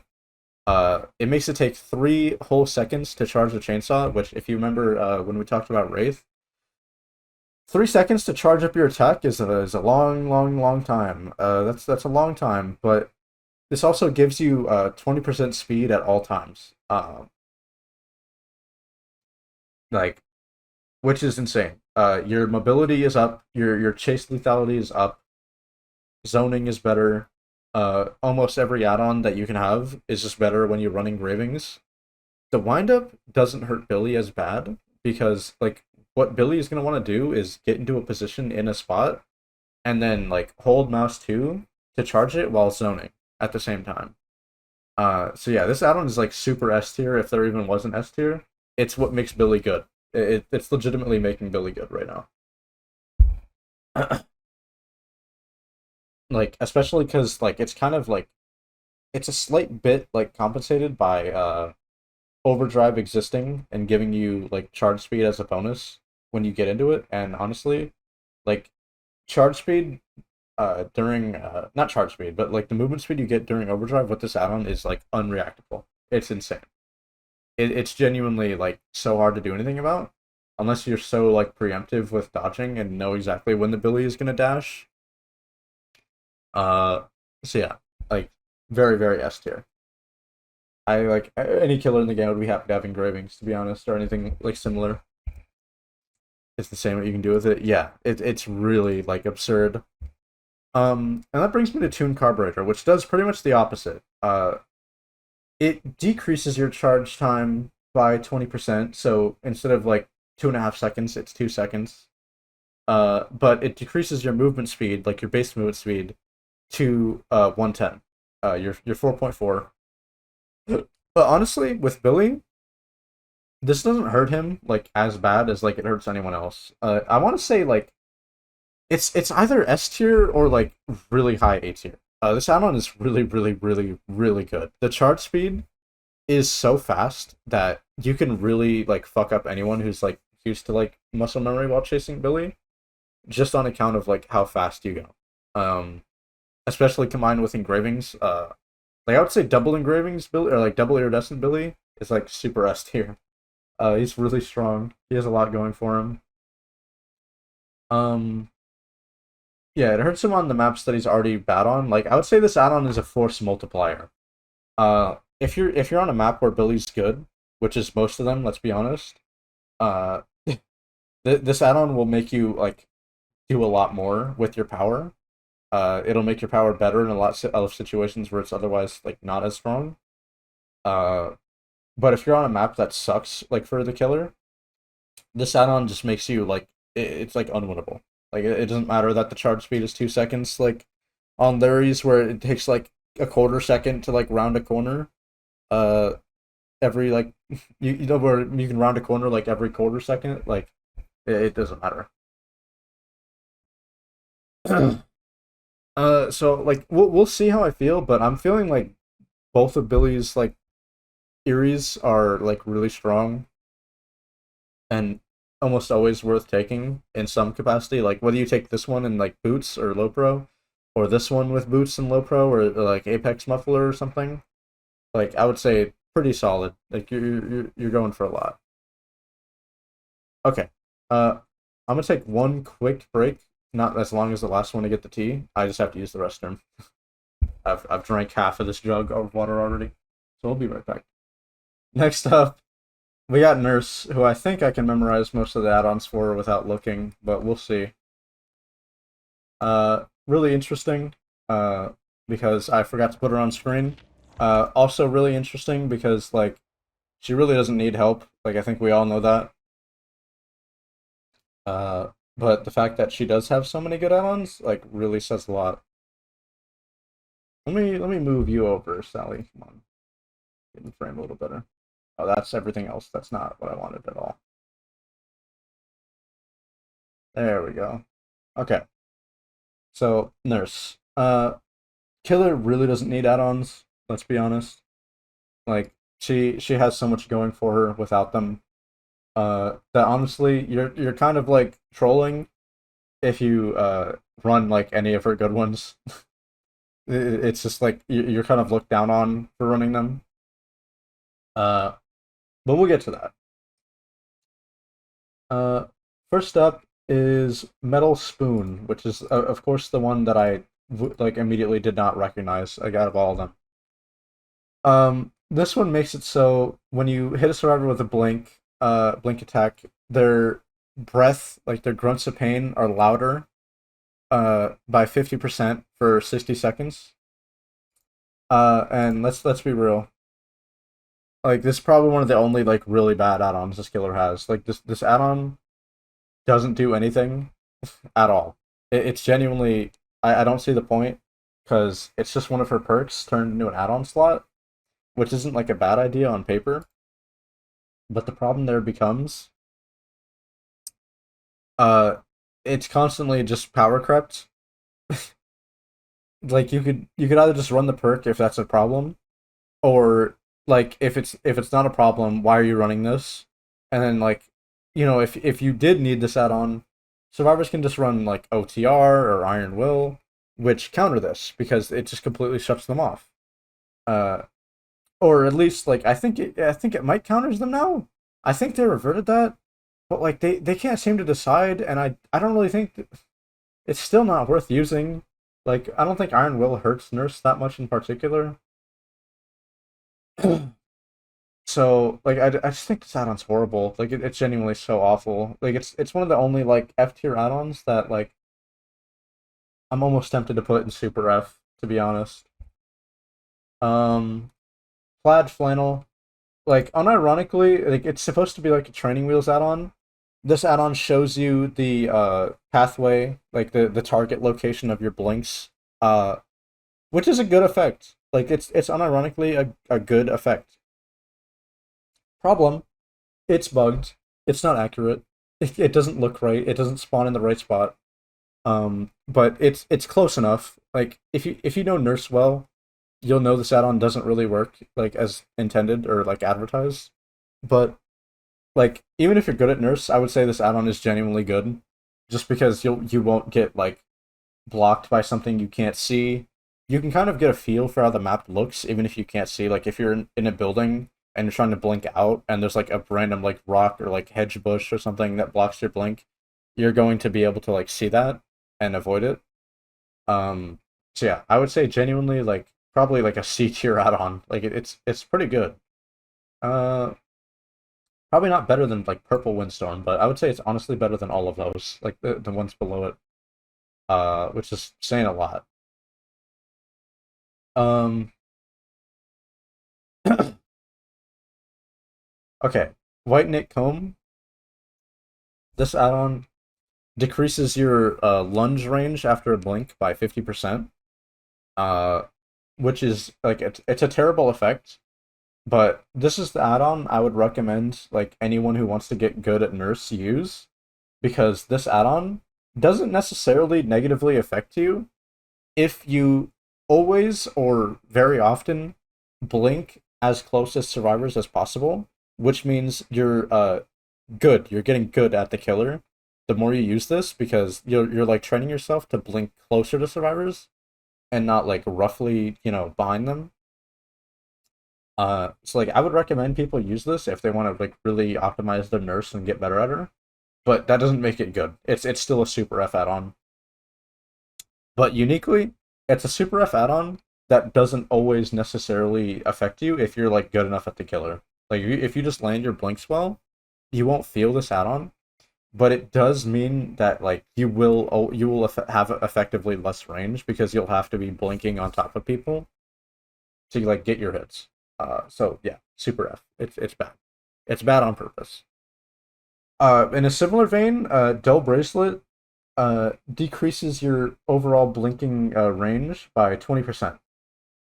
This is one of the worst add-ons in the game. This makes the killer genuinely awful. It makes her charge time effectively longer, because you'll have to charge it longer to go like the same distance you would, even if it's not like maximum range.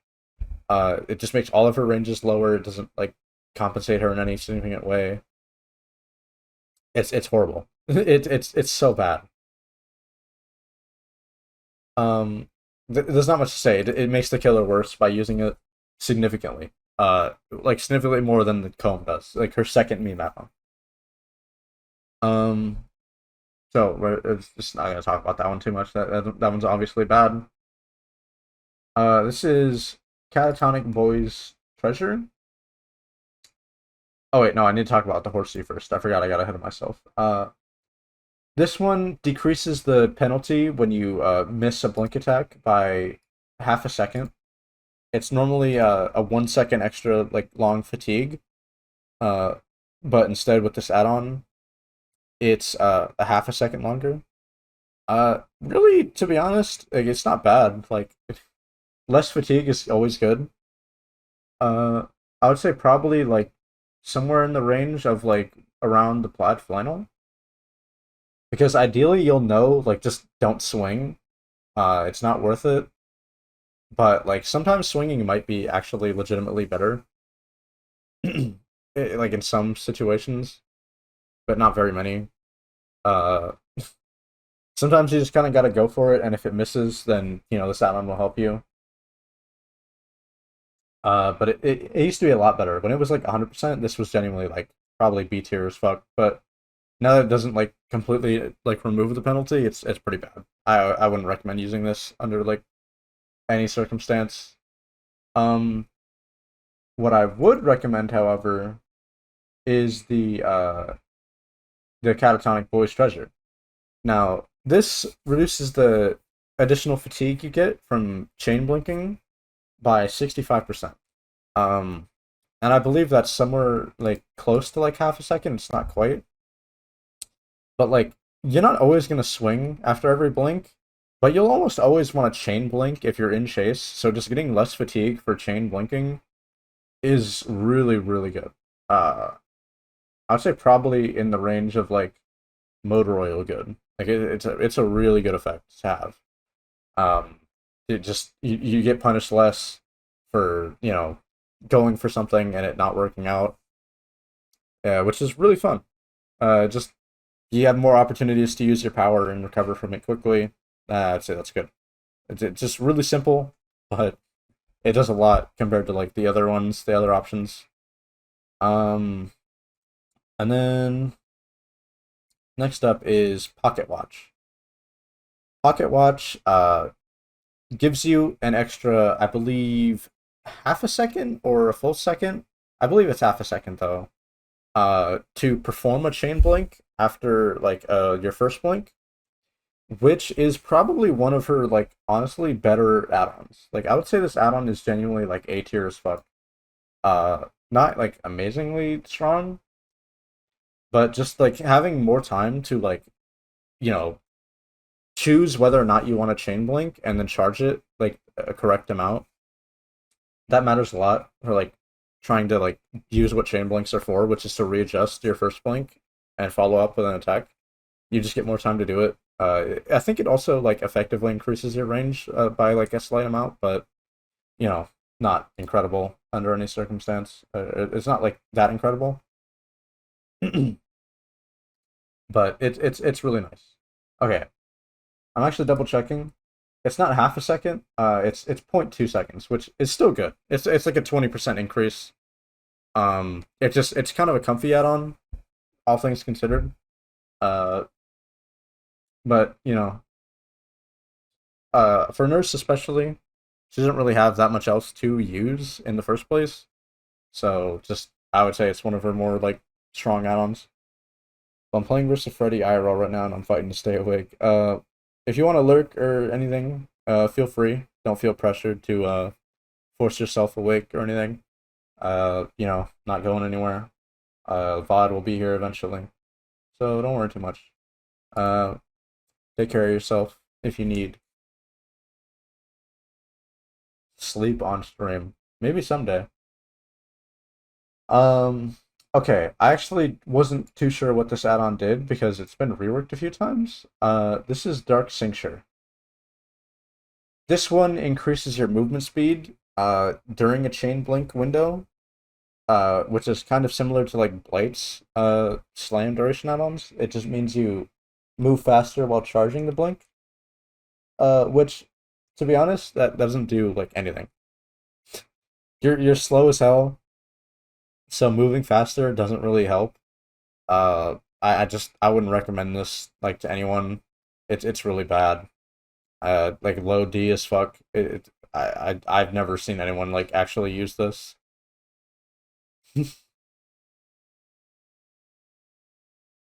I will Alan Wake for the full stream. Buddy, it's 2 hours and we have 40 killers to go. We're 10% through the list though. Like or like almost 10%. Because once we do nurse, that's 4 out of 40. Okay, but yeah, Dark Sinks are terrible. Not worth using. The percentage, while high and it looks really like good on paper because it's 30%, it doesn't do anything. It really translates to like nothing. Okay. Batman Keepsake. This is interesting. Because I would never use this add-on in 100 years, but I can't like with my full chest say it's bad. Uh when you use this add-on, uh any survivor you hit with a blink will have their aura revealed whenever they're within a 28-meter location of you and they're healing or being healed for the next 60 seconds afterwards. Um, it's really complicated because there's so many little like restrictions on it. Um, but like it's not a bad add-on. Like it's basically a free perk slot. Like it's just a perk like in an add-on slot. It's not free, but like it's not bad. It's really not. So I'd probably like put it like low C or something. Like probably above the Billy add-on there. Probably not above like Blue Windstorm, but like it's basically like if you don't really need anything else, like why not, right? It's why not, you know? That's kind of like how it is. Um, Next up we have Fragile Wheeze. This one is the Mangled add-on. And I'll be honest, it's probably one of the only like half decent mangled add-ons. Okay, I'm gonna hang out with some friends, so I'm gonna hop out for now. Have fun. Have a good time, Sunny. I'll see you around. We'll probably still be here, hopefully, if I haven't like died on stream. But yeah, this is a mangled for 70 seconds when hit with a blink. Uh, so by nature, it's really easy to apply. Uh, it applies when you slug, which is pretty significant. Uh, because nurse, like honestly, nurse slugging is probably one of the only like really strong things like she has going for her, like compared to the other S tiers. She can slug pretty well because her cooldowns are so low. Um, so being able to prevent survivors from getting up quickly helps a little bit. You're also like fast enough to where you can apply the mangled frequently enough to where it probably will actually affect people's resets.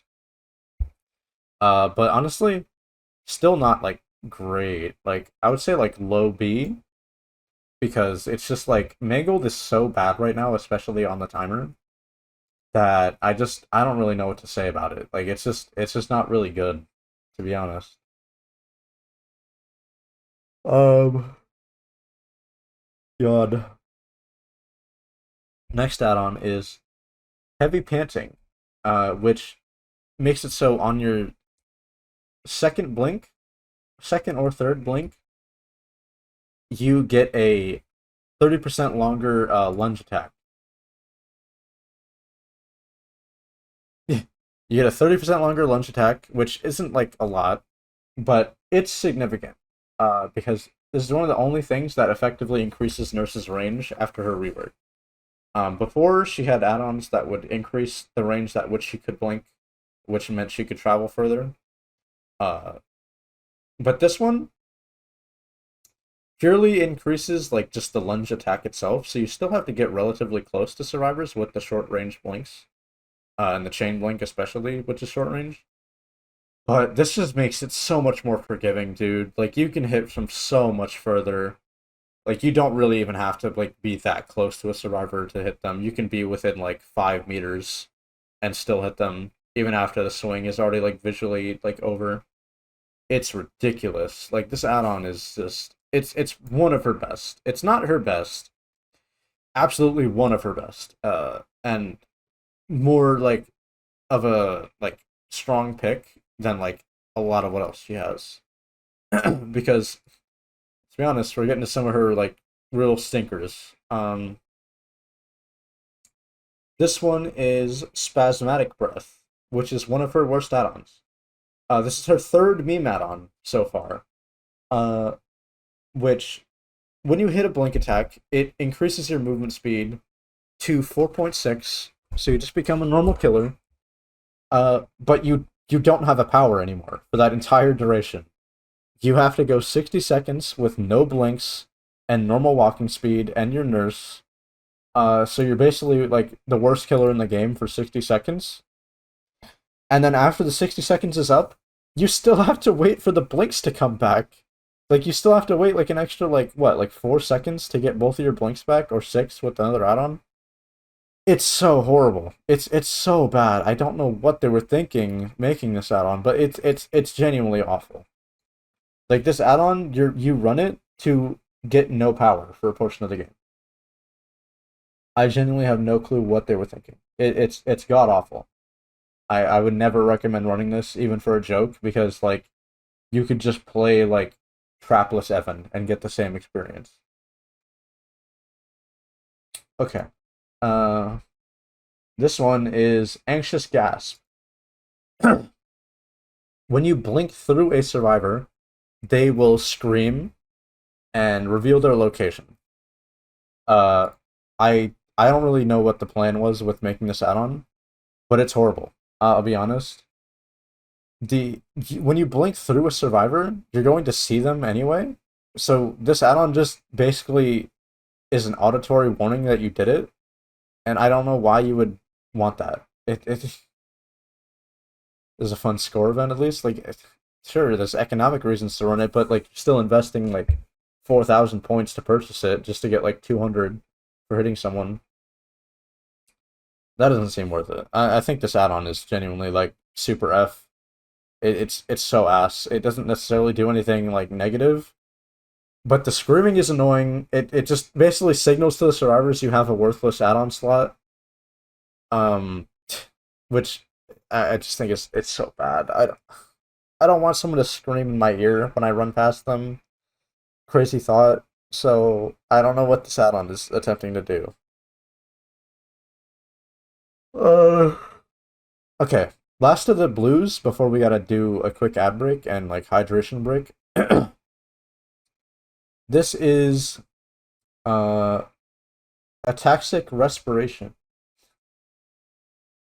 which decreases the fatigue, just the base kit fatigue of like for all fatigues, I guess, by 7%. It's just such a weird number. I think they only came up with this because they didn't want her fatigue add-on to be good, but they didn't want to rework it. Uh, Not very great. I mean, I would use it if I didn't have like anything else, but I would say it's pretty low priority. Probably like middle, like C. I would rank it above 4C for sure, but I'd probably not rank it above plaid flannel. Now I'm looking at it, I think I might demote these trapper add-ons by like a lot. Like I think I'd probably want to run like any of these less than like the Billy and Nurse ones, so I'll move these like down to all be kind of close to each other. And maybe yeah, maybe Swift Hunt goes above like tools and this goes down. Yeah, that seems about right. Might also bump this blue Swift Hunt up a bit, to be honest. I think I might move that above the Shadow Dance. That seems more reasonable, to be honest. We've gone through a broad spectrum of killers, like with just the first like 3 and 4. We went from like bottom tier to like mid tier to like 2 S tiers, and now we're going like after Nurse, we're going to Myers, which is like one of the worst killers in the game again. So I'm looking at it like we got a lot of really bad killers coming up.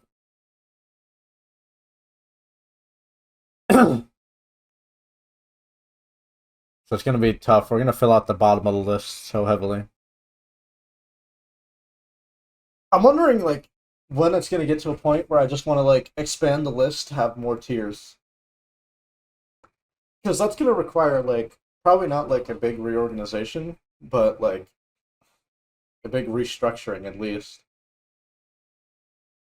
Just occurred to me that the Bone and Costume Clapper are an F. Yeah, they're really bad. They're just not good. Is the problem.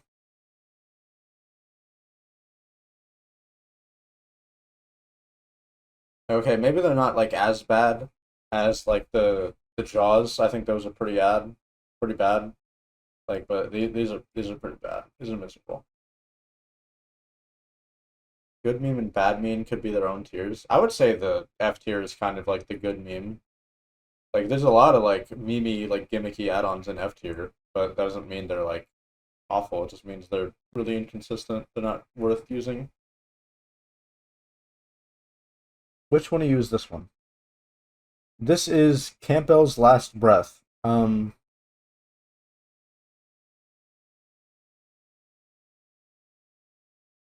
Reappearing from a fully charged blink, you automatically blink at full charge in the direction you are facing.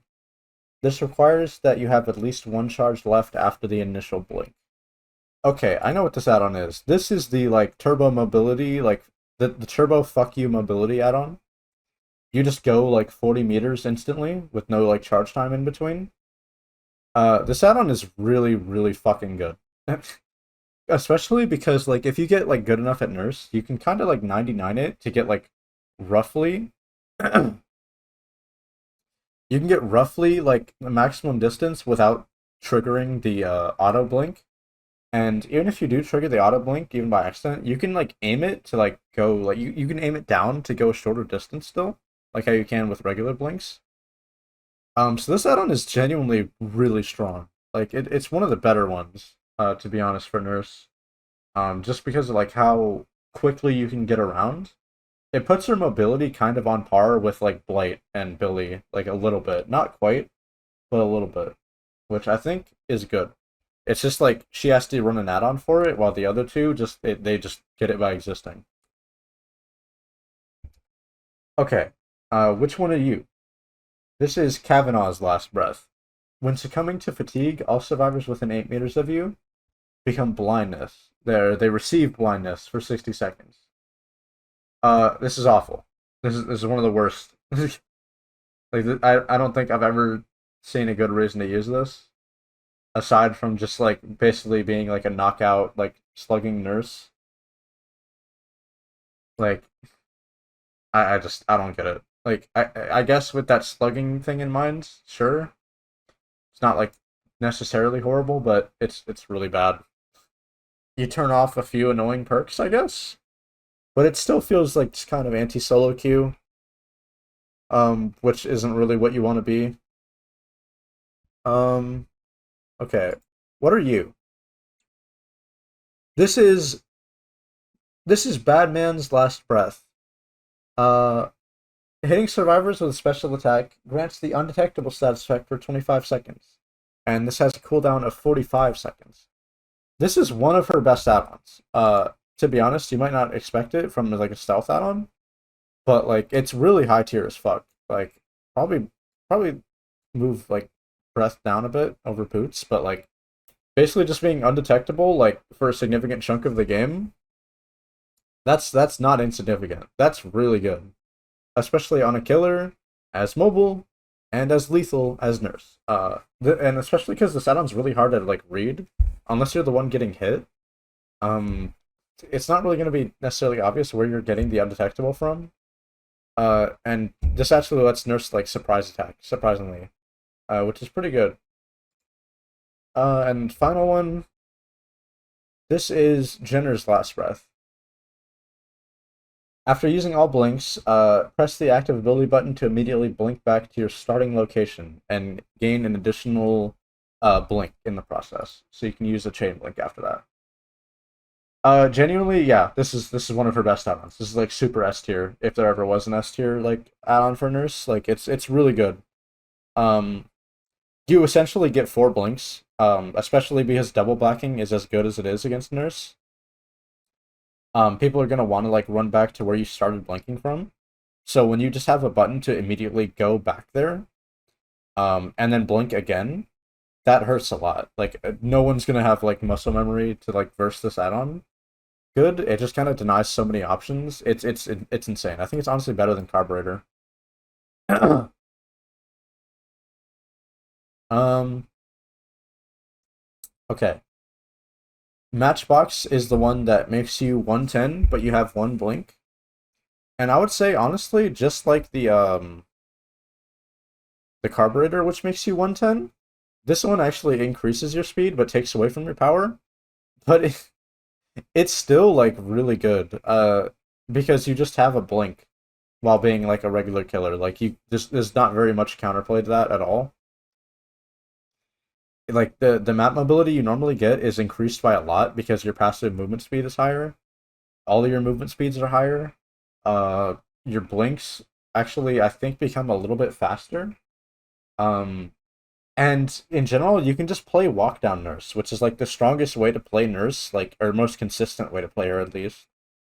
You can play that a lot better. You just don't have a chain blink. Like if you're good with your blinks, like this add-on will genuinely be one of the best. It's really stupid, but it's honestly up there. I don't know if maybe it's S tier, maybe A tier. I would say. I'd be willing to be like talked down into A tier, but this add-on is stupid. Like it's genuinely so stupid because it makes playing nurse a lot safer, easier, and like to an extent stronger at the cost of just your chain blinks, which I don't think is worth like knocking the add-on down too much though. The downside just isn't enough. Um, and then final nurse add-on, uh, got a 4K against the Sabo squad. Nice. Kind of expected, like, because they usually don't have much else, but geez, it can be really annoying. Especially because I've been the one. who's done the Sabotage Squad gimmick, and it works pretty consistently. Okay, Torn Bookmark. This is almost certainly her best add-on. Like you just get a third blink. That's the end of sentence. You get a third blink. Your recharge is increased by like 30%, but like 30% longer blinks to charge. That's like nothing, bro. It's like I'm pretty sure the base kit recharge of blinks is 2 seconds. So this add-on increases your like recovery to like 2.6. It's not like that much. It it just like it's such a big upside for such a nothing downside. It's genuinely so strong, especially with Jenners. You know, you can't use it with Matchbox, but like it's just it does so much for you. You get more distance, you get more lethality. You like it's easier to play the killer. And if you use like just your first or like second blink to get a hit, then you'll have a blink back faster than you would otherwise.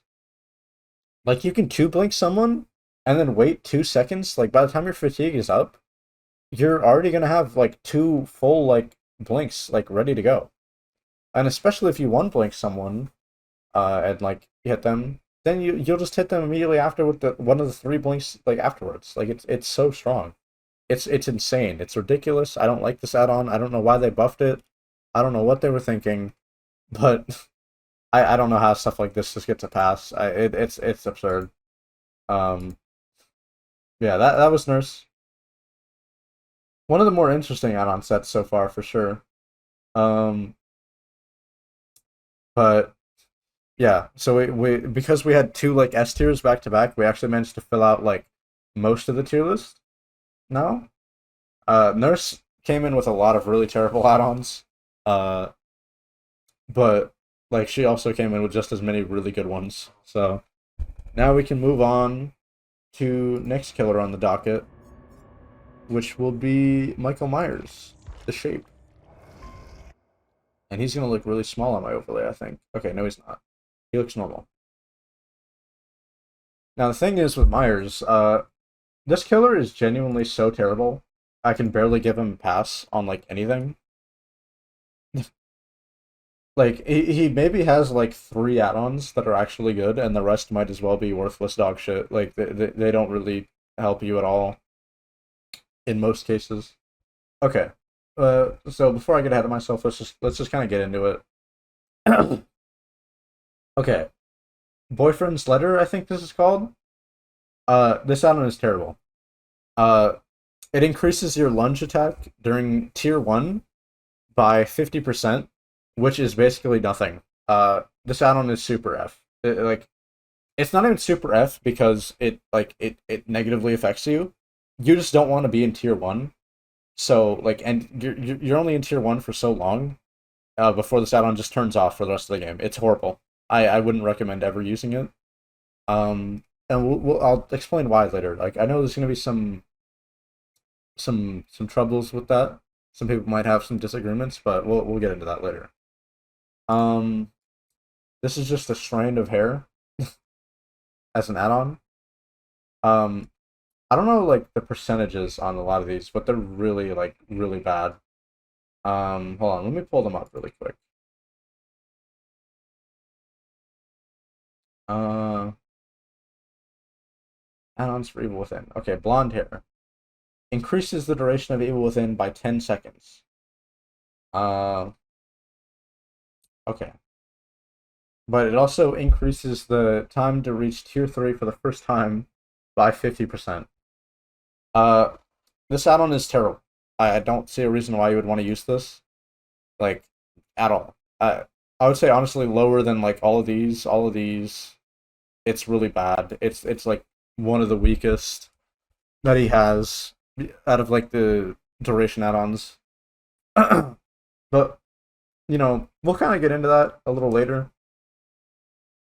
Because you'll kind of see why this is as bad as it is. Like once I get to like his higher rarities, which is why I'm trying to get to them quickly. Okay. Tacky earrings increases movement speed while stalking by 10%. This is worthless. You don't want this. There's no reason to ever use this. This is terrible. Don't run it. It's terrible. It's such a nothing stat. That it shouldn't even have an add-on to increase it. It's that stupid. I don't know why you would want this. Like your movement speed while stalking might as well be 0. That's how slow you are. So increasing it by a slight bit, it's not gonna help at all. Welcome back, Cody.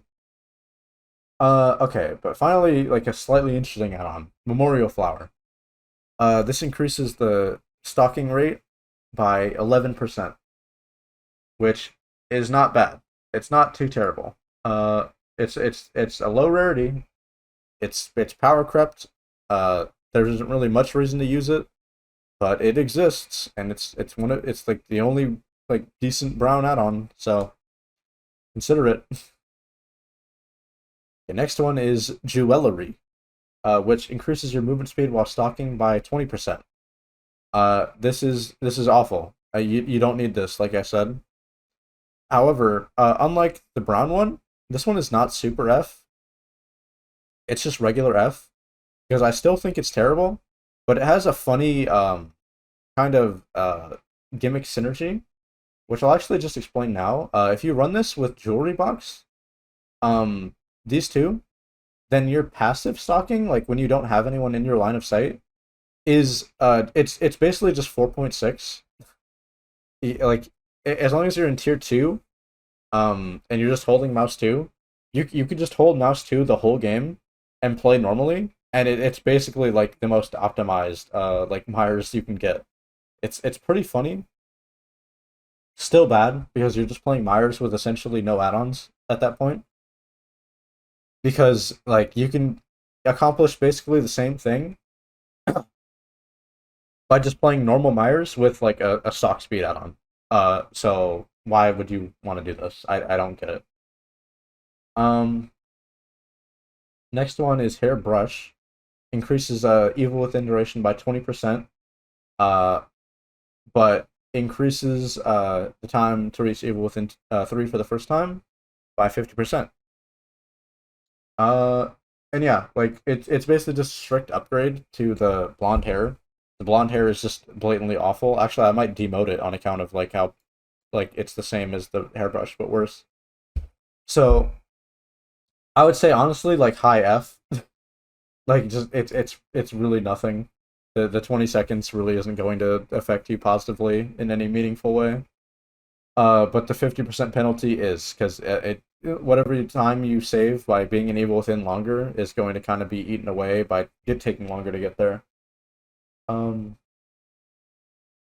next up is Dead Rabbit, which decreases your tear radius in tier 2 by 25% and increases it during tier 3 by 25%. I would honestly like this might be an unpopular take. Um, this add-on is genuinely trash. Like it's trash as fuck. You become like a 40-meter TR killer in tier 3, which basically means you're just gonna get pre-ran to shit. I don't know why you would want to do that to yourself. I honestly think this add-on is like super F.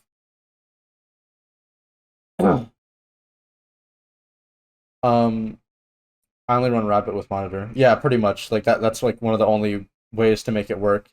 Like you can get in close in tier 2 and then pop to tier 3, but then for the rest of tier 3, you're just gonna get like hard stealth by the survivors because even with monitor, you're still gonna have a 32-meter like TR or like a little more, I think, just because of how the math works. On it. I'm not too sure. But yeah, it's genuinely so bad. Just the increase is too much. And the downside, like the decrease, is not enough to warrant like using it. I would rather just use monitor like raw, because at least that you have some level of control over. Wah, wah. Okay. Now the glass add-ons are where it's gonna get tricky. This is reflective fragment. Uh, While within Evil Within 2, stalking survivors for at least 1 second causes their aura to be revealed for you for 2 seconds. This add-on is garbage. Don't use it. Like, you don't need the aura reading on someone you can literally see. It's so bad. It's so bad. It's so awful. And this one is even worse. This add-on is genuinely super F. Glass Fragment is the same add-on, but in Evil Within 1. It's so bad. Like you don't like this addon is probably going to trigger like once in the entire game, and then it's gone. So like I don't know what they were thinking. It's actually probably bottom like super F. It's so bad. Like this is awful. I don't know what they were possibly thinking. It's so awful. Um yeah, let me not get like angry early on. Uh Next up is Judith's Journal, which when you stalk the obsession, uh your stalking speed is increased by 40%. And I think this one's actually like pretty significantly good. Not like much better than the flower, but like it's up there. And let's just like skip ahead a little bit. The J. Myers Memorial. Basically, it's just the same thing, kind of. But it's just passive 25% faster stock. Pretty damn good. Honestly, I would say it's about the same. It's about equal with Judas Journal. Like, if you have a build to like stalk the obsession, Judas Journal might be better. But like the passive stalking that's slightly less fast is just as good, to be honest. Okay, but aside from that, Hairbow. Um, increases the duration of Evil Within 3 by 30 seconds, and then same as the brush and the hair, increases the time to reach Evil Within 3 for the first time by 50%. Um, and honestly, this is like the first of the duration add-ons where I'm thinking it's genuinely pretty decent, but like it's still like meh. It like I don't know why you would want this. Like to be completely honest, it just doesn't seem worth it. Like, and we'll get why later, but it's just power crept like so many times over. Anyway, final like no, not the final, but one of the last like mirror shard add-ons. While within Evil Within 2, stalking survivors for at least 1 second reveals their aura for 5 seconds. This add-on is better than the other one by a significant amount, um, but still really bad. I don't know what situation you would genuinely want this in, but I would want it less than like Tension Spring on Trapper, to be honest. Like I think I've used the mirror add-ons, like the little glass fragment add-ons, like 5 times total since I've started playing the game. Okay. So we'll start with Vanity Mirror. Or not Vanity Mirror, we'll start with Scratch Mirror. When you're within tier one, uh stalking reveals the auras of all survivors within 32 meters of you. You get bonus BP, and you can't escape tier one. You're in tier one forever, and your movement speed is decreased to 4.2. This add-on uh is genuinely god awful. I don't know what anyone sees in it to where it's like as popular as it ever once was, but it's so bad. It's like you're stuck as one of the worst killers in the game, but you can see everyone else just like laughing at you, like because you're pathetic, you're horrible. Like yeah, the map offering nerf hurt this because you can't bring a map where you can actually surprise anyone, so you're just stuck looping as like one of the worst killers in the game. You have to do so much like you have to do so much lifting to make this add-on even look like it works. Like you have to run it with the lunge add-on, uh, because otherwise, like, what else are you doing? Uh, there's nothing else you can really use. So you have to run it with this to increase your lunge to like be not even as long as like a regular lunge. Um, you're playing M1 nurse, yeah, pretty much. It's terrible. Um, and you can't bring it. You can't bring a map offering anymore to like guarantee like a map that's favorable for it. You have to run haste effects to like even slightly catch up to people, but like those perks are terrible, so you're just gonna lose gens. It's really bad. Slightly more competent though is actually Vanity Mirror, which is the same thing, but you're in tier two instead of tier one. Um, and you have a reduced range of 16 meters. Pretty solid. Like I don't know how like solid I would say it is, but like I would say it's not like worth. It's not terrible. Like I still think it makes the killer worse than like his base kit, probably. But like, there's at least some ways you can make this work by just supplementing the lethality. Running like say like some exposed perks or something, some hexes to end chases easier. Because you're basically just a killer with wall hacks. You're just like an M1 Evan with wall hacks, which isn't like too bad. Like stealthing is really strong, and it's one of the things that can help people do gens quickly is to stealth. So having an answer to that is really good. But you're still such a bad killer just to begin with. So I'm hesitant to put it any higher than like D tier, to be honest. Might honestly move the flower down a bit, to be honest. I think I would rather run the flower less than like any of these. I'd rather run the mirror shard less than any of these. Yeah, that seems about right. Infinite tier 3 Myers? We'll get there. But okay, next thing, just because it's like easiest to get through. Lock of hair. Plus 40 seconds of tier 3 at the cost of like it taking longer to reach like your tier 3, like the same. Uh yeah. This is like the fourth add-on like this. He has one for he has one for literally every rarity. Put it that way. Okay, so it's probably the best of these like non-infinite ones though. So I would say probably like high D tier if I haven't already put something like higher. Let me double check to make sure like the wiki is right here because I'm not convinced these are all the same like rarity. Let me do a quick BRB just to like check. Because the wiki might be incorrect on this, or maybe like the in-game descriptions are incorrect, but I don't remember them all being like the same amount of charge. Increase the amount of vehicle card reaching 1 and 3 for the first time by 50%. Oh, same thing for the lock of hair. Same thing for the hairbrush. Okay, wow. So yeah, the purple add-ons are all just strictly better, or the higher rarity ones are all strictly better. I did not know that. I don't know why they did that, but that's stupid. Okay. Um. So yeah, that's just terrible. That's terrible design right there. I didn't realize that. But wow. Okay. That doesn't really make the add-on good in particular, but the fact that it's like just better than all the other ones, just objectively, that does make a difference, I suppose. Um, where did I even put the hair bow and all that? I put it lower. You know, I'd actually probably weigh this a lot lower than. There's no reason to use this over the purple one. Probably less reason to use this over like Memorial Flower, yeah. Maybe more reason to use this than Tension Spring.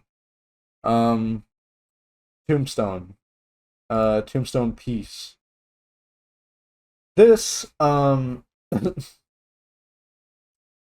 basically, it transforms your power in a way that I don't think is particularly healthy. When you're in tier 3, you can get close to a survivor and like grab them and kill them. If you're within like basic attack range, no lunge, you just insta kill the survivor, which is not insignificant. But here's the problem, right? It comes with a lot of downsides. It takes longer to reach that tier 3, by a good chunk. You lose your power when that happens. When you use the kill, you lose your power. The problem is when you are a Myers, people are going to want to avoid you in tier 3 anyway. You're not going to get that close to survivors if they play well enough. And if you do get close enough, the play against Myers, regardless of what add-ons he has, is to always get in a locker. Every single time. There's no reason to not get in a locker against a Myers in tier 3. Because he's going to insta-down you, which can be bad. Like, because if he insta-downs you, then what's going to happen is uh, he can slug you. He can slug you and, like, snowball, potentially, for the rest of his tier 3. So it's always a good idea to get in a locker to avoid that and force them to pick you up and at least drop you, so it's harder to hook you, or and it takes longer. So I'm gonna be completely honest. I think Tombstone Peace is genuinely awful. I think this add-on is terrible. I don't think it's like some sleeper like oh my god, wow, you just get a free kill at the start of the game because they don't expect it. Like you should expect this add-on. And once you expect this add-on, it becomes completely god awful. It's terrible. It's honestly it's genuinely F tier. I'll be so serious.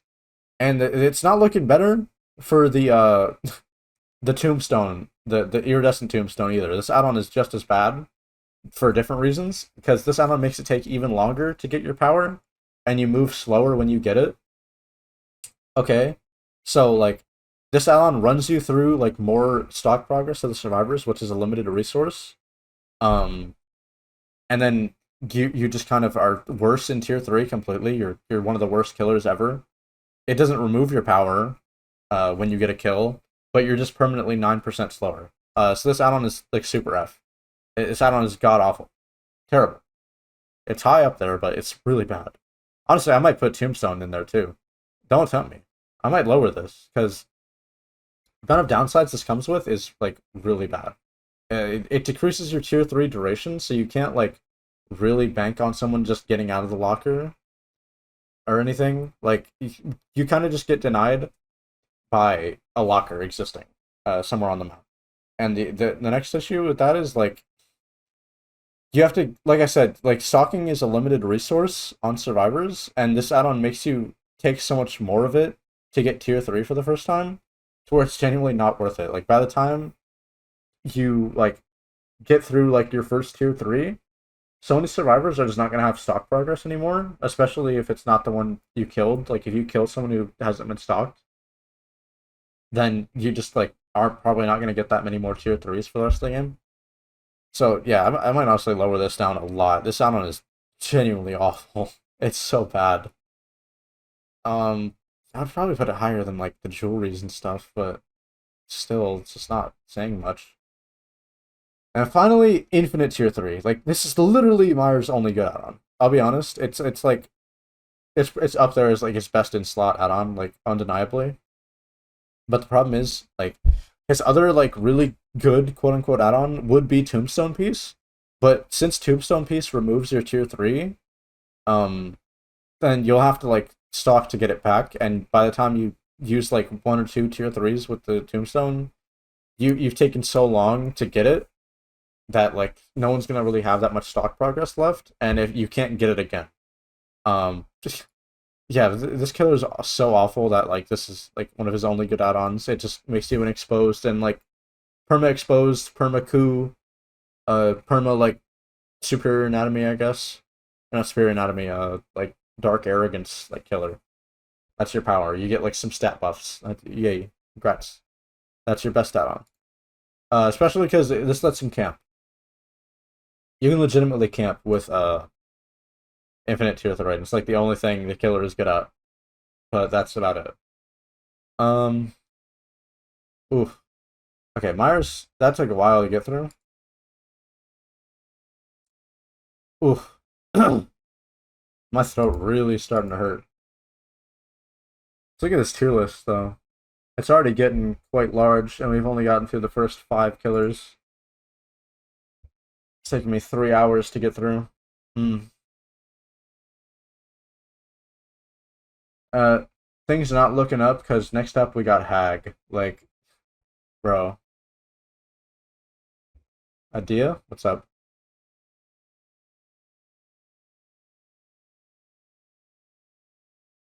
Go up to say Bubba. So like, just do Hag and Hag and Doctor.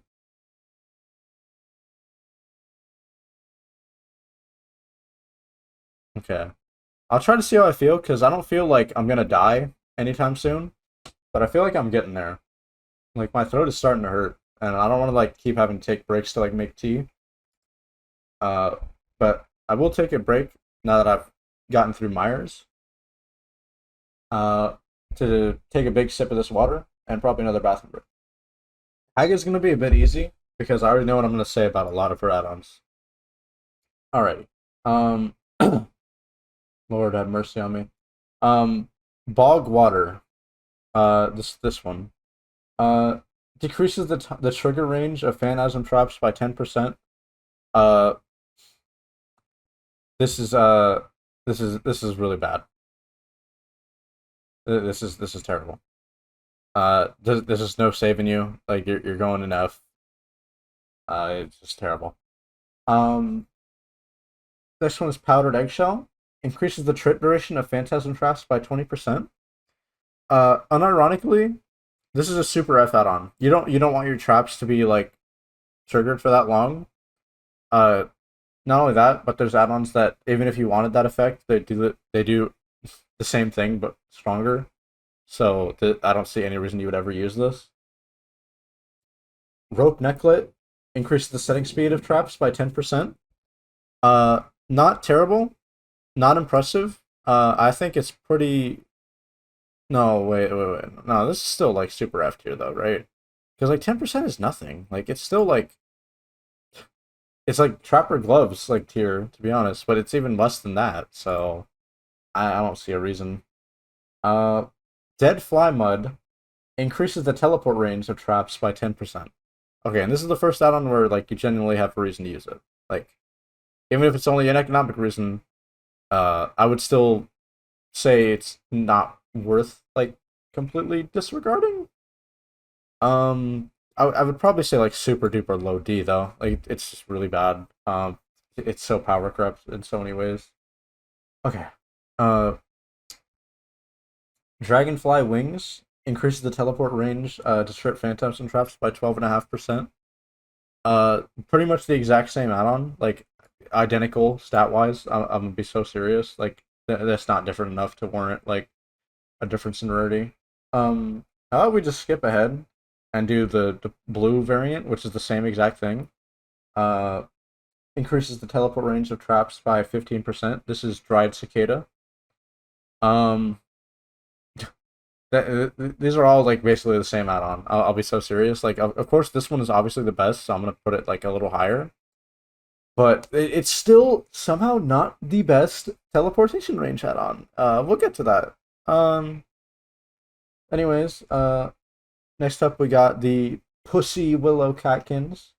The auras of survivors are revealed when they trip a phantasm trap by supposedly 3 seconds. But these add-ons don't work. I'll be so like these add-ons literally. I'm pretty sure it's like been noted. They only increase. They only have an aura reveal of like half a second. All of them, like all the aura reading add-ons, they're so ass. They're all super F. They don't work. They they literally just don't work. And even if they did, I don't know why you would want to see their aura that long. Because you're mostly just going to want to teleport to the trap or not, so it doesn't really matter if you can see them. Uh, and the same is true for the Willow Wreath. Yeah, same thing. It's bugged. They don't work correctly. And even if they did, I still wouldn't see a reason to use them. So, just F tier. If they work, super F tier. Since they don't, it's kind of disappointing, but that's just how it is. Next is Half Eggshell. Increases the trip duration of Phantasm traps by 25%. Uh, where did I put the other one? The other add-on that is the same thing. This, yeah, this is still super F. The blue one is honestly the worst of all of them. They actually get worse like the longer the higher rarity they go. So I would honestly just put super F in order for all of them. They're so terrible. I don't know why you would want your traps to last like any longer than they already do, unless you're like in chase with someone like as they're like there's a trap in a tile, I guess, and you want to like mind game it. It's just such a gimmick though that never really comes up that often to where I would say like, oh yeah, let me throw on like an add-on or two for this. Like no, it's just not happening. Um, Next one is Bloodied Water, which I don't know how that works. Um, Reduces the trigger range of phantasm traps by 20%. Um, I I still don't really see why you would want this. I think this might be F tier. I think this is like probably low F tier. Like I think I get the point. It's like you want it to be like less easy to trip so that when they do trip it, you can teleport more quickly and like guarantee a hit. But like why? Like why would I want to run an add-on to do that? Like it just doesn't make sense. Okay. And the same thing for the bloodied mud. Honestly, it's just gonna put them all like in reverse order again. They just get worse the higher rarity they are. They're so ass. They could have made at least one of these actually increase the range, so they could like at least say there's a difference. But like even if they did, they would still be ass. So it's just that's miserable. And then next are the two remaining setting speed ones. Uh, Cypress Necklet, which increases setting speed by 15%, and the Orchid Necklet, which increases it by 20%. And these are all pretty good. They're not like super good. I would probably put this one like around the Cicada, and this one probably around like probably above Lock of Hair. But like yeah, setting traps faster ain't nothing to sneeze at. Maybe like low C. I think it's like nah, maybe D is fine. Maybe high D is fine. Like they definitely feel the best to use out of like any of Hag's add-ons because that setting speed is really god awful. Um, but yeah, I don't know. Like it's such a nothing burger effect. I don't really think it's that inconvenient to warrant using an add-on to deal with. And same thing goes for like all of her purples and pinks. They like I don't really think any of these are gonna breach high tier. Let's be honest. We're not making it out of F tier with these ones. Okay, so we'll start with disfigured ear. When a survivor triggers a phantasm trap, they have messed up hearing for the next 6 seconds. They can't hear. Honestly, you're going to hell if you've ever used this. I'm sorry. I don't know. There's just like no saving you. This add-on is like honestly, it's terrible. But it's just like you're an asshole if you use this. Like, what's wrong with you? I don't know why this is still in the game. This should have been reworked so long ago because we should not be designing add-ons that just assault the player. The point should be to like have an effect on the game, not the player, right? This only affects the player. It's so horrible. I don't know why they did that. Next is Scarred Hand, which makes it so your phantasm traps have collision, so survivors can actually run into them. Um, yeah, okay. So survivors have collision with the phantasm traps when they're triggered, which might actually give you a reason to run the eggs, but like you're still weird if you use those. Um, yeah, but you can't teleport to them is the gimmick. This add-on's super rough. It's god awful. It's terrible. You become a 110 killer with basically a power to occasionally put up like a stop sign. It's not really good. Rusty Shackles makes it so when a survivor steps over a trap, it doesn't like do the jump scare effect. It just kind of like they just step over it and you can teleport to it, and that's it. Um, you just instantly teleport essentially with no warning to the survivor, which I would say is good. But it's predicated on survivors not knowing the trap is there. Um, which isn't always going to be the case. So I would still say probably like high D tier, but yeah, no, it's just not really good. Um, this is Grandma's Heart. Whenever a survivor triggers a phantasm trap, you basically become undetectable, but not really. You don't get the aura blocking or the red stain, but your terror radius is basically completely reduced. And the terror radius that your fake phantasm spawn is increased. Um, I don't see a point. I think this add-on's really bad. Uh, like the little bit of stealth you get isn't really going to help you like ever, because like I think honestly the duration of the phantasm trap triggering and hiding your terror radius is short enough to where like your terror radius won't even completely fade out. Like so people will still hear a terror radius like from the moment like the trap is triggered till the moment after. Like it's already like disappeared. Shackles are amazing. Hag is not. She's terrible. So yeah, of course the shackles are gonna be really low. Like, especially since, like, it's not that hard to, like, disarm her traps, like, just by stealthing and playing it slow, because she has to play a really slow game, so survivors can also afford to play the slow game and just disarm her traps when she sets them. So, like, this add-on really is predicated on people just not knowing traps are there and getting hit by them.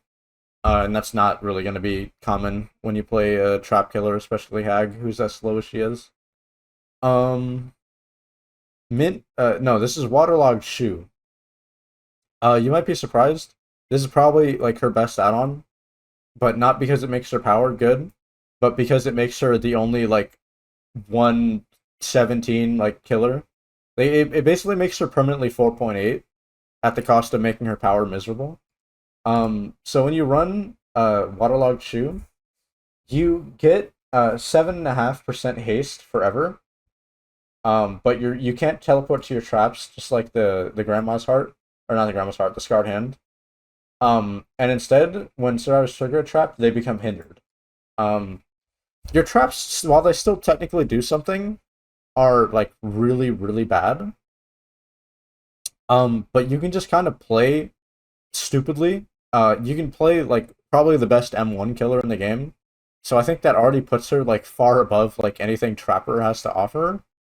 To be honest with you, like I would put that above all of like Trapper's add-ons. I would probably put like Infinite Tier 3 above that, but like barely. Like to be honest. Addons, Addons still like C. Yeah, like the killer is really bad. And Mint Rag is honestly good for a similar reason.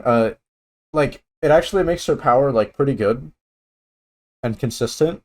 Uh, at the cost of not really having much else. Like you're still just 110 shitty old hag, but you can teleport whenever you want, which honestly is probably like her best add-on.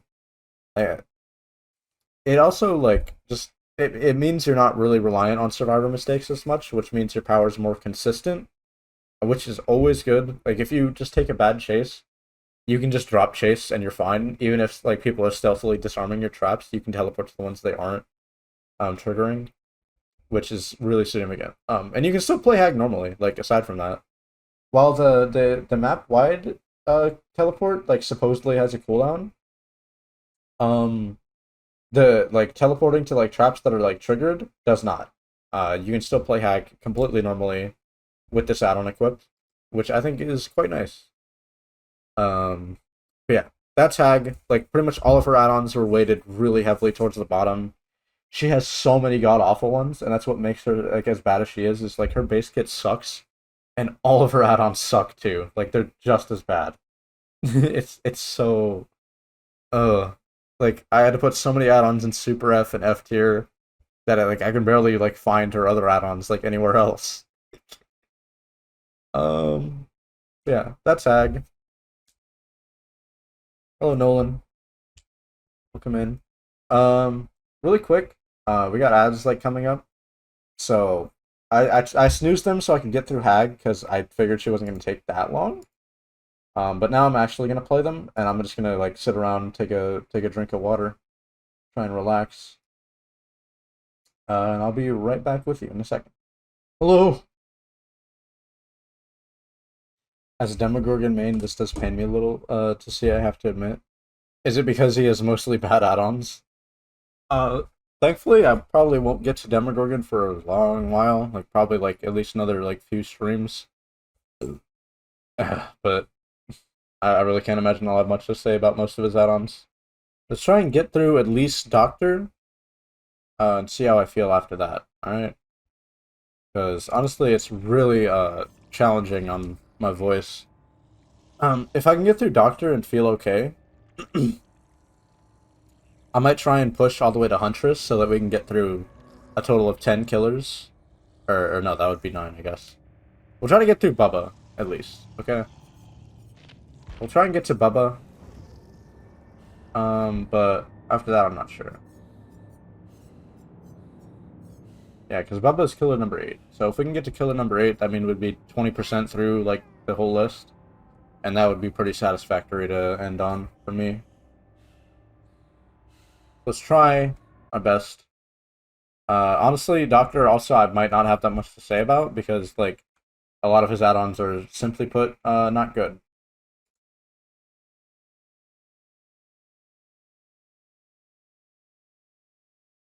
Let me pull up his add-ons here for reference.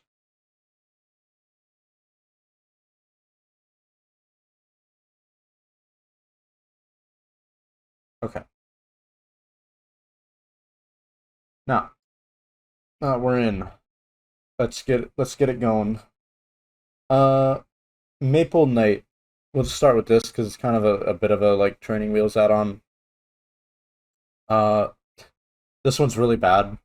I'll be honest, like despite it being a training wheels add-on and not necessarily being harmful, it's terrible. It's super F tier, just on account of it doesn't do anything, and the shock therapy attack is not particularly hard to hit. Like it's a really wide cone that like if you aim in the general direction of a survivor, it'll hit. So I don't really understand why you would want to be able to see the range. Unless you're running one of the other gimmicky add-ons, in which case, you're playing a inferior version of the killer, and so I don't really know why you would want to use this either, to be honest. Like, so yeah, super F, terrible, not much to say there. Um,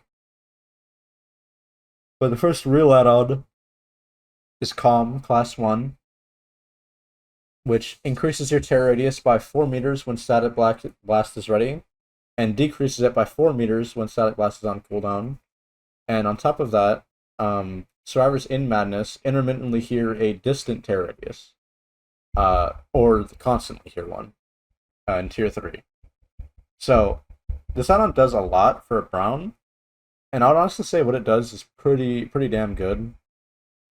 Um, like, I wouldn't say this add-on is particularly offensively bad, especially because Doctor isn't like a particularly offensively bad killer either.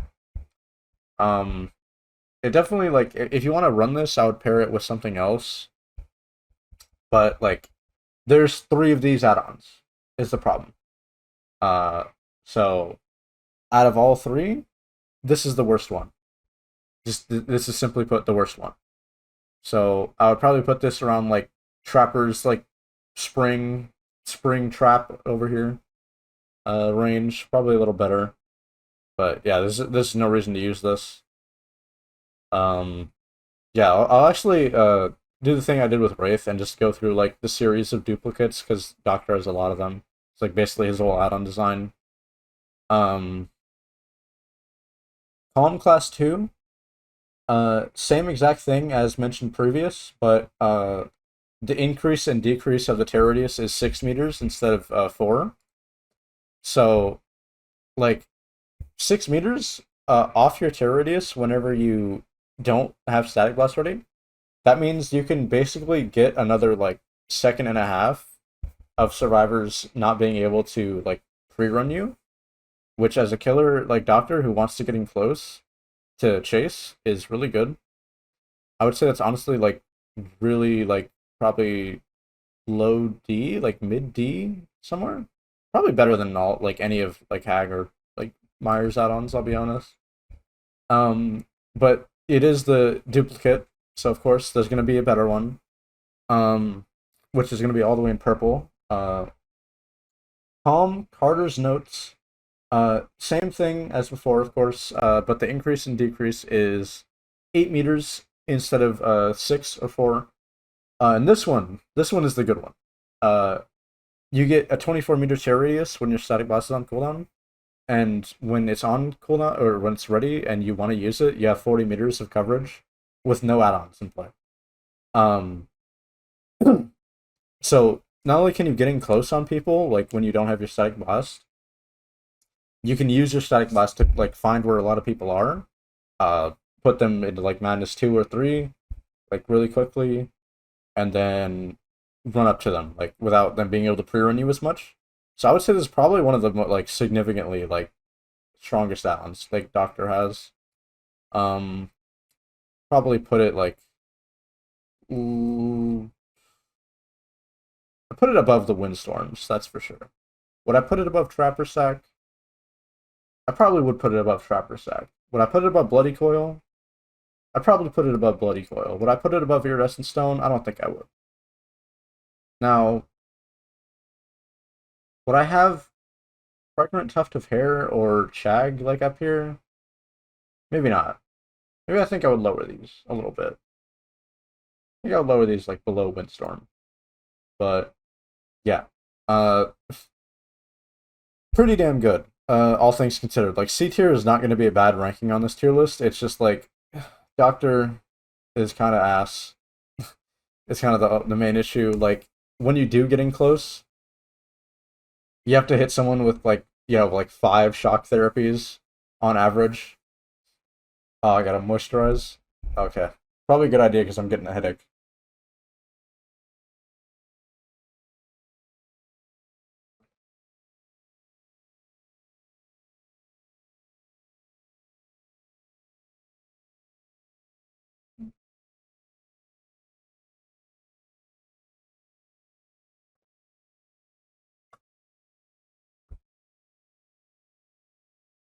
And I'll even get up and stretch while I talk about this add-on.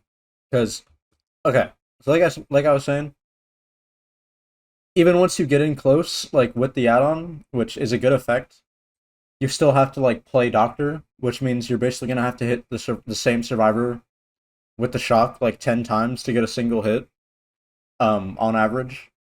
And this add-on doesn't particularly help you in that regard. But there is other ones that do that it pairs really well with, and we'll talk about those. Owie.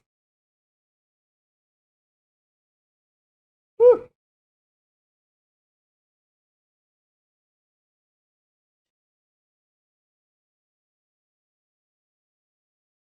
I also have a pull-up bar, so maybe I should have like a pull-up redeem. I'll do like 10 pull-ups.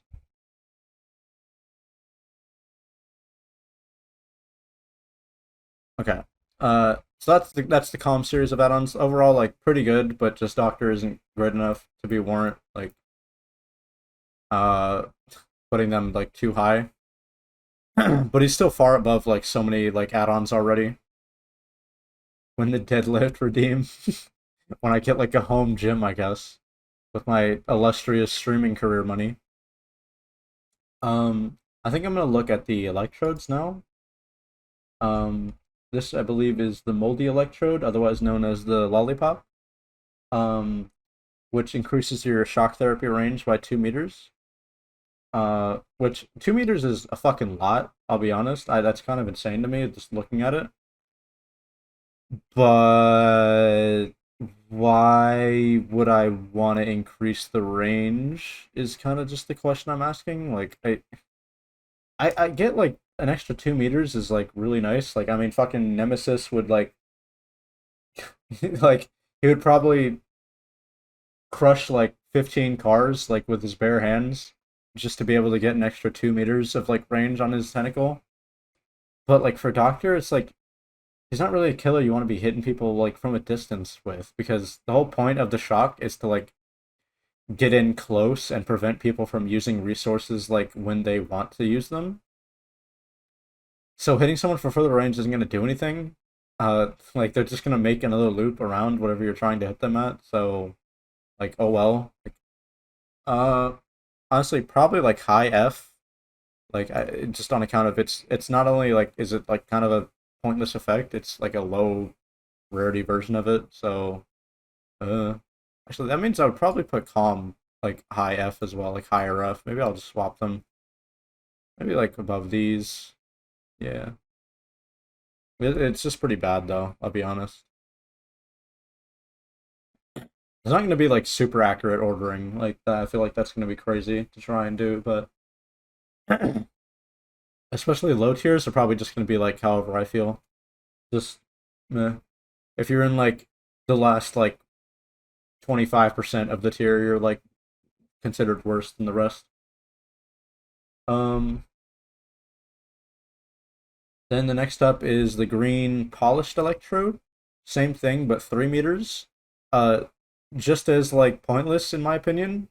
I don't really see why I would want another 3 meters of range like if the 2 meters wasn't enough, I don't see why I would want like another 3 meters. That just seems like at that point, like you're just kind of insulting me now. Is you know what I mean? Like you're telling me to use the power in a way that's not really like good, for lack of a better term. Like I don't want to hit people that far away with shock therapy. There's no real benefit to be gained from doing that.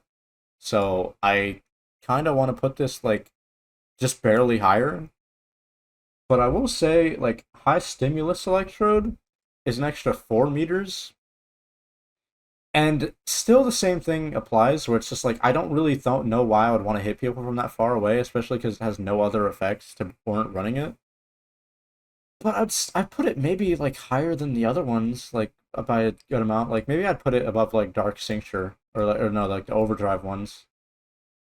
Like I don't think it's that bad, but it's just still like you're kind of insulting me with like making 3 add-ons that increase the range of an attack that's incredibly easy to hit, and I have no reason to be like hitting people from a distance with. Like it's just kind of antithetical to why you would want to play Doctor, unless you're playing like very specific loops. In which case I'm always just gonna want to run high stimulus electrode and not the other ones. Like if I'm playing like a long wall jungle gym or like even a short wall, and I want to hit someone across the entire tile before they vault to like counter any mind games they might try and do from a distance or prevent them from getting alive. The high stimulus electrode is the only one I'm gonna want to run. I don't want to run the other ones. They're too little of a range to warrant use. Um. Okay. Last brown add-on we'll start with is Order Class 1. Uh, this one reduces the cooldown of Static Blast by 2 seconds. So I believe down from 30 seconds if you hit no one to 28. And if you hit someone, it's down to like 43. Is that right? I think it's right. So lower cooldown, 2 seconds. Pretty good. Why not? You know? But second unique effect is broken pallets randomly replaced by dropped or upright illusionary pallets, which persist until approached by survivors. New pallets are generated every 20 seconds. So these are only visible to survivors who have madness, which is basically every survivor in the game. Because like, if someone doesn't have madness at any point in the game, what are you doing? Um, but this is, I would say, like probably the weakest class of like effects. The broken pallets, the fake pallets, they don't really do anything. They'll maybe convince someone who wasn't previously there to because it has to be broken pallets. They don't spawn like randomly. So you're not going to convince someone to go somewhere like, you know, random. You're going to have to convince them to go somewhere where pallets have already been broken. So that basically restricts it to only being good in solo queue, where people aren't going to know where all the chases have been and all the pallets have been broken. So they might run to the pallet thinking it's there, and then it's a fake one, and you laugh at them and they get owned. But even then, like, it's fucking Doctor, bro. Like, I'm gonna make enough distance anyway to where I'm probably gonna have a safe distance between me and him to like just make another one, or just make a window. So like, who cares, right? Like super low F to be honest. I don't think I would ever like be caught using this. Next one, I don't know what it looks like. I believe it's in the greens. Um, it's this one. This one's class 2 order. Uh, Same thing, same exact thing actually, but the cooldown reduction is 2.5 seconds. Instead of 2. You're insulting me. Like you made the same add-on twice, and you're telling me it's two different things. Like, don't piss on my back and tell me it's raining, bitch. Get an F tier. This is the same exact add-on, bro. Where even is the other one? Okay, it's the same exact add-on. Like, I'm being so serious.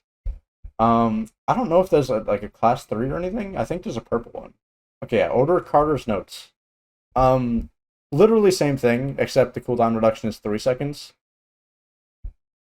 Um, yeah, this is the same add-on. Like, you're not gonna notice the difference in the cooldowns. They're all the same, and you're still only getting the shitty broken like fake pallets. they're not different enough to warrant using. Like, I don't think like among like doctors add-ons only, I don't think these would all be F tier, like obviously, but like in the grand scheme of things, yeah, these are terrible add-ons. I would not really want to use any of these, like even on like a better killer. Um, like if Doctor was better, I still probably wouldn't use like the add-ons if they were designed like this. You guys like that one? I feel like I've said that before. I'm surprised like this is the first y'all are hearing of it.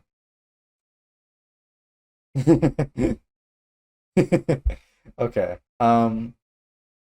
Next one. This is restraint class 2. Is there even a class 1? No, there isn't. Yeah. This reveals the survivor's auras when their madness level increases for 1 entire second. Um, and when a survivor sees an illusionary doctor, like a hallucination, it lasts 6 seconds longer, and you can see the aura of the fake doctors.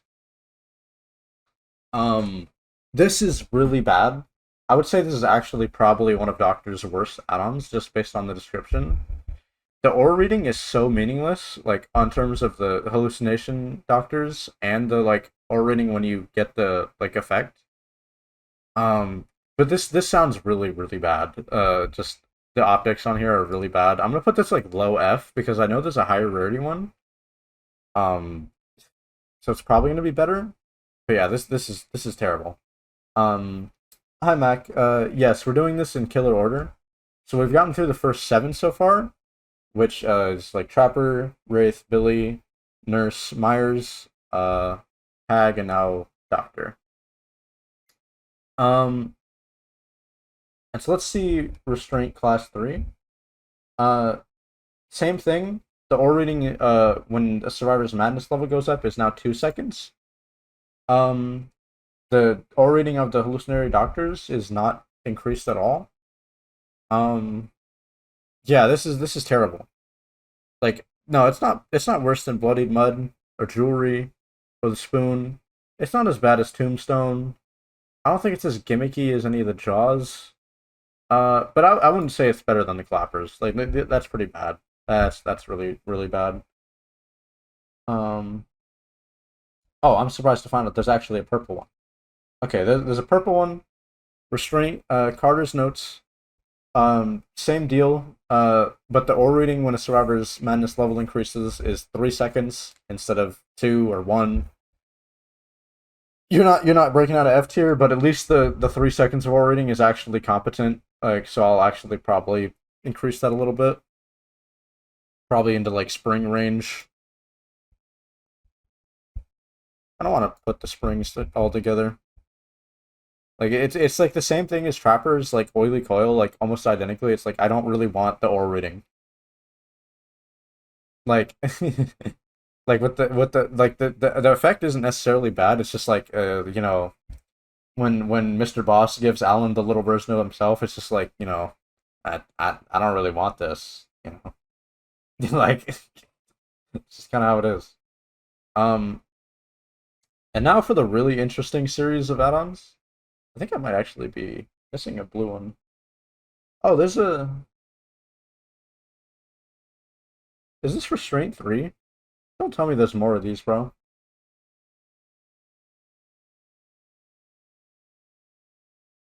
I must have put one of the wrong add-ons up there. Hold on. What was the last blue add-on for Doctor I put up there? I think I put another add-on on there thinking it was Restraint 3.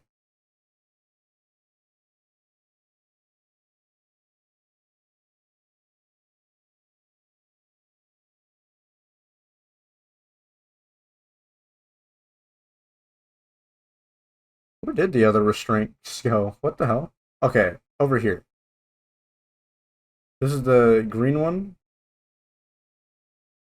Oh, you know what it is? I just didn't put it up there at all. I don't think. Yeah, I forgot to put it up there. That's why. Okay. That's why I'm confused now. Okay. So final like series of Doctor add-ons here. We've got the disciplines. Uh, and these are very easily like his best series of add-ons for multiple reasons. Discipline Class 2 decreases the detonation delay of the shock therapy by zero point 0.1 second, which is not insignificant because it's only a 0.8 second like detonation. So it's pretty fast already. You're like increasing it by like a lot, a little over like 10%. But the main thing here is the secondary effect. Survivors in Madness 2 during chase perceive an illusionary red stain and terror radius as if you were constantly right behind them. This effect lingers for 6 seconds after the chase ends, and in Madness 3, this effect is permanent.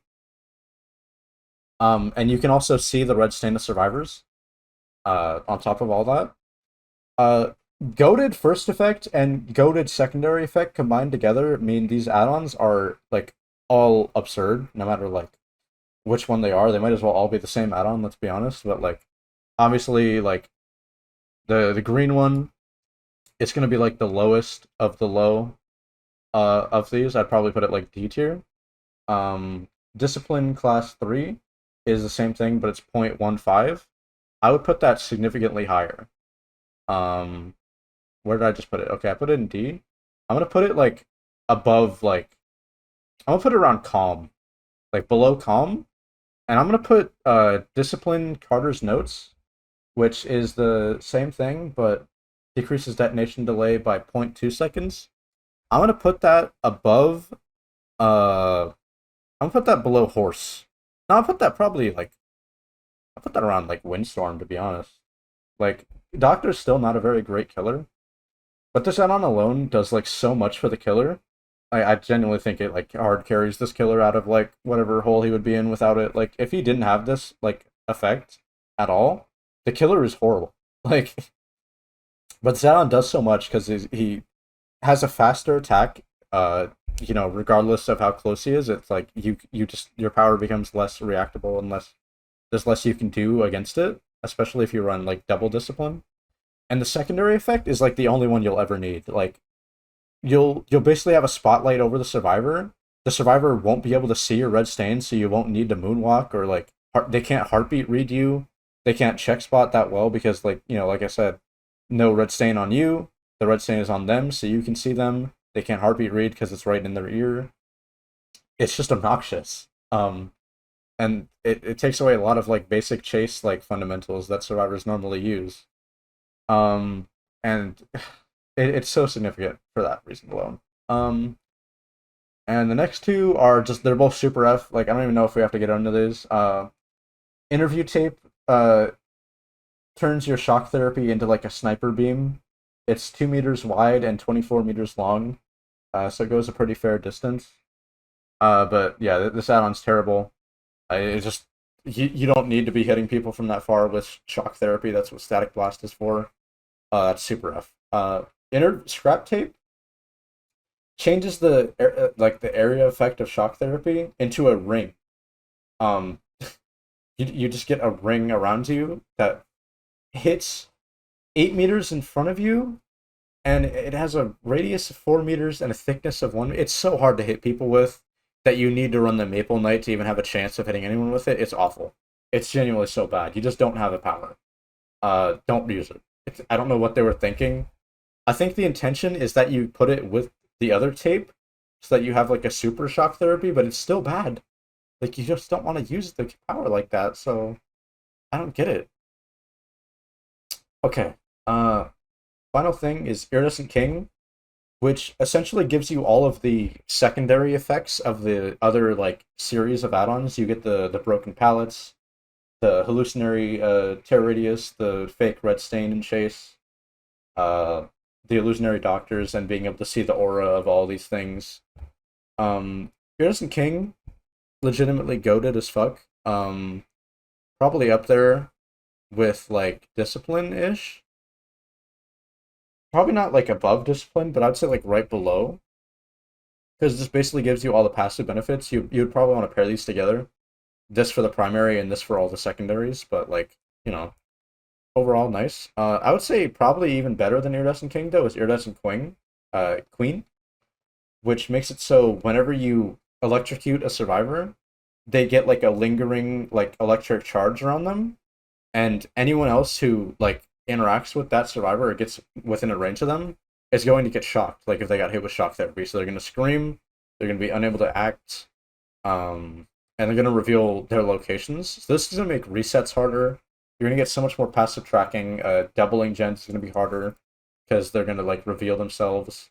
Getting unhooks is slower, etc. It's just like it does a lot for you. I would say this is better than King by just like the slightest bit, but this one is still probably his best. And I would say that's a pretty fair ranking for Doctor overall. Like he has a lot of really terrible add-ons, but then like equally as like goated ones that just hard carry him. If he had a more consistent set of add-ons and like a more like streamlined base kit, this killer would honestly be a lot better.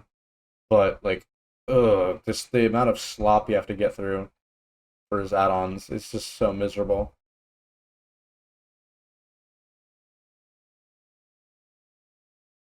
Okay.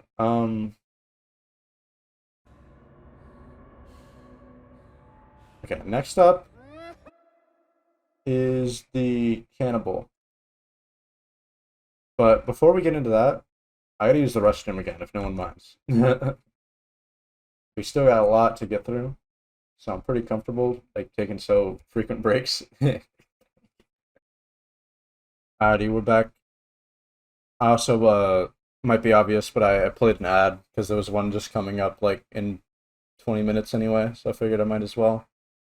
But man, look at this so far. It's looking like a big nightmare. I think so far we have already like 140 add-ons on the list. And it somehow still looks pretty coherent with only the few amount of tiers that I have so far. Oh, all right, but seeing how my voice is feeling right now, like I can feel it getting like more difficult to speak as I go on. I think after Bubba, we'll just call that part one, and we'll get like right back into it next time with Huntress. Hopefully the tiers don't like reset or anything. Um, Maybe we'll also rein it in by adjusting some of the tiers. How does Ots do this shit? As far as I'm aware, he does his videos in multiple takes and has like a bunch of notes written down. But I'm definitely just spitballing, so I'm repeating myself a lot. And I'm doing this live, so I also have to interact with the chat room a bit. Also, I'll definitely like once I get down like the list, eventually I'll like invite more people on to speak for me a bit, so it's not as stressful for me in particular. Because man, um, geez, this is gonna be hard to do if it's just me the whole time. First add-on on the list is vegetable oil, which decreases your cooldown of the chainsaw, like the actual cooldown animation, of successful hits by zero point 0.3 seconds. So if you don't know, Bubba has like a bit of a dynamic cooldown animation. Um, if he misses, the cooldown is based on how many charges he used. If he uses one, it's like a second. It's like 2 seconds, and like each extra one adds like a second. But if he hits someone, it's always the same like success animation, which is like 2.5 seconds, I think. This add-on's not bad at all, to be honest. Like I would say it's pretty solid, especially like in situations where there's multiple people nearby, I guess. Like, but that's just not a really a common sentence out there. Common sentence. It's not a common situation to be in against Bubba. Like, because he's kind of more of a 1v1 killer. Like, he can down multiple people, but that threat keeps people away. So you're not really going to be multi-managing like several people nearby. Um, yeah, I think I was like half reading your message and half trying to form a thought, so I just kind of brain farted. But yeah, like I'm saying, uh, chainsaw incidents and can hit multiple people. So body blocking just isn't going to happen against this killer because people are going to want to stay away from you. So the add-on literally just making that situation a little better. It's a feel good add-on for sure, but like it doesn't really serve any practical use. You save a bit of time, but like he kind of needs that help to get the down or like get the hit, not really to like recover faster from hits because his recovery isn't like that long. Um, so as much as I hate to do this, I might honestly put this in like F. It's not even a bad add-on, but like, ugh, it's just like Bubba needs help. He's really desperate for like something to help him like get into the situations where he thrives more.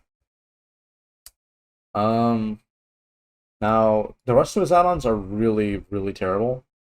Um, Chainsaw File reduces the duration of the tantrum by 0.25 seconds.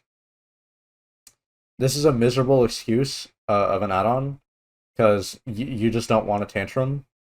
If you're doing it on purpose, what's wrong with you? If you're bumping by accident, that's a skill issue. You don't want to do that. Um, I just don't understand what the point is. It's just like, and especially like doubly so because like the decrease, like the decrease that it gives isn't that much.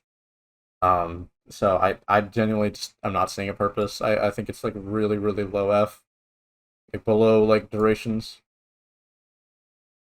How much until skill merchant? Probably like another 2 streams, to be honest. Um, okay, I gotta get through Bubba quickly, or else I'm gonna die. Um, Speed limiter, we all know it's trash. I don't really need to explain that. So speed limiter, what the fuck?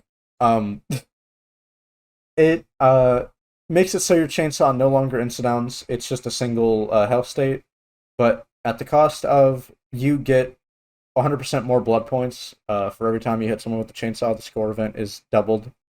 But you'll basically max that out in a normal game of Bubba with like 5 hits anyway. So like now you max it out in like 3. So yeah, this add-on is dog shit. Like I don't need to like really go into too much detail. It's horrible. Probably one of the worst because it's on a terrible killer as well. And no benefit, no like gimmick. It's really fun to use, especially because you can technically hit someone twice with the same saw anyway, but like, not before they drop a pallet or vault a window. Um, Next up is Spark Plug, which reduces the power recharge time by 0.5 seconds. Um, ooh, Goose! Thank you for the raid, yo, Goose.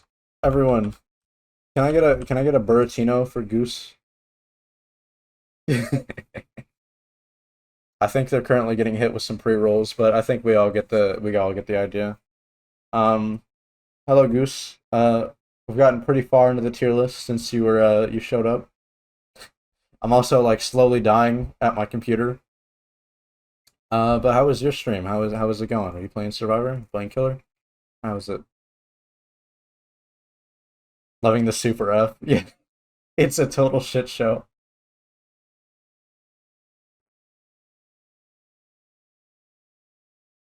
Wait, I just realized Super F is blue. It's supposed to be red. There we go.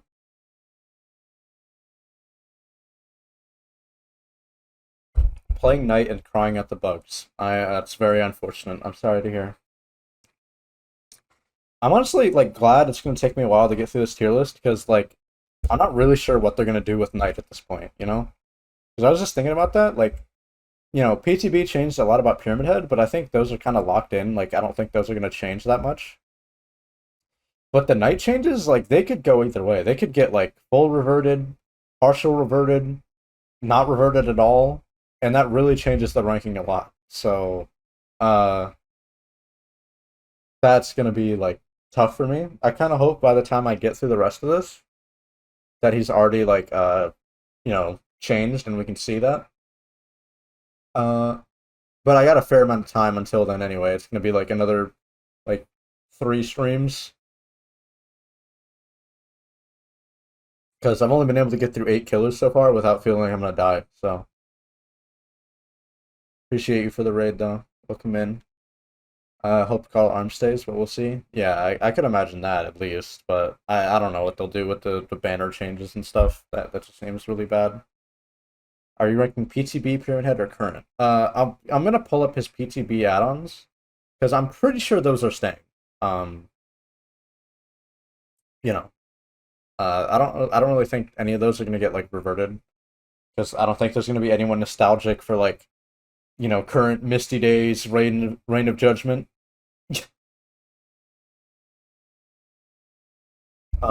Okay, but Spark Plug is the add-on I was looking at a second ago. This decreases recharge time for each power token by half a second. Um, Overall, like probably the most respectable like common add-on he has, but that doesn't really say that much. I would still say like probably D, but like higher D, like probably around like Calm 2, just because cooldown is really good for Bubba in particular right now. Because he's not really missing much else in his base kit. Like, a lot of the other like add-ons are really just terrible. So probably one of the better ones you can use. Um, by extension, Primer Bulb is the same thing, but it's a full second.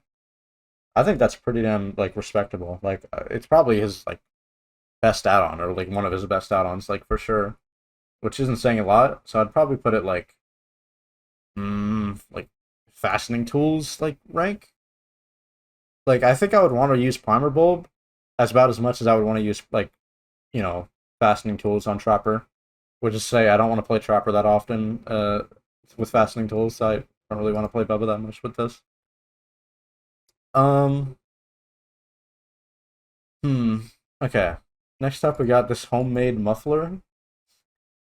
Decreases the duration of Tantrum by 0.5 seconds. This is the same add-on. This is the same embarrassingly bad add-on as Tantrum or like Chainsaw File.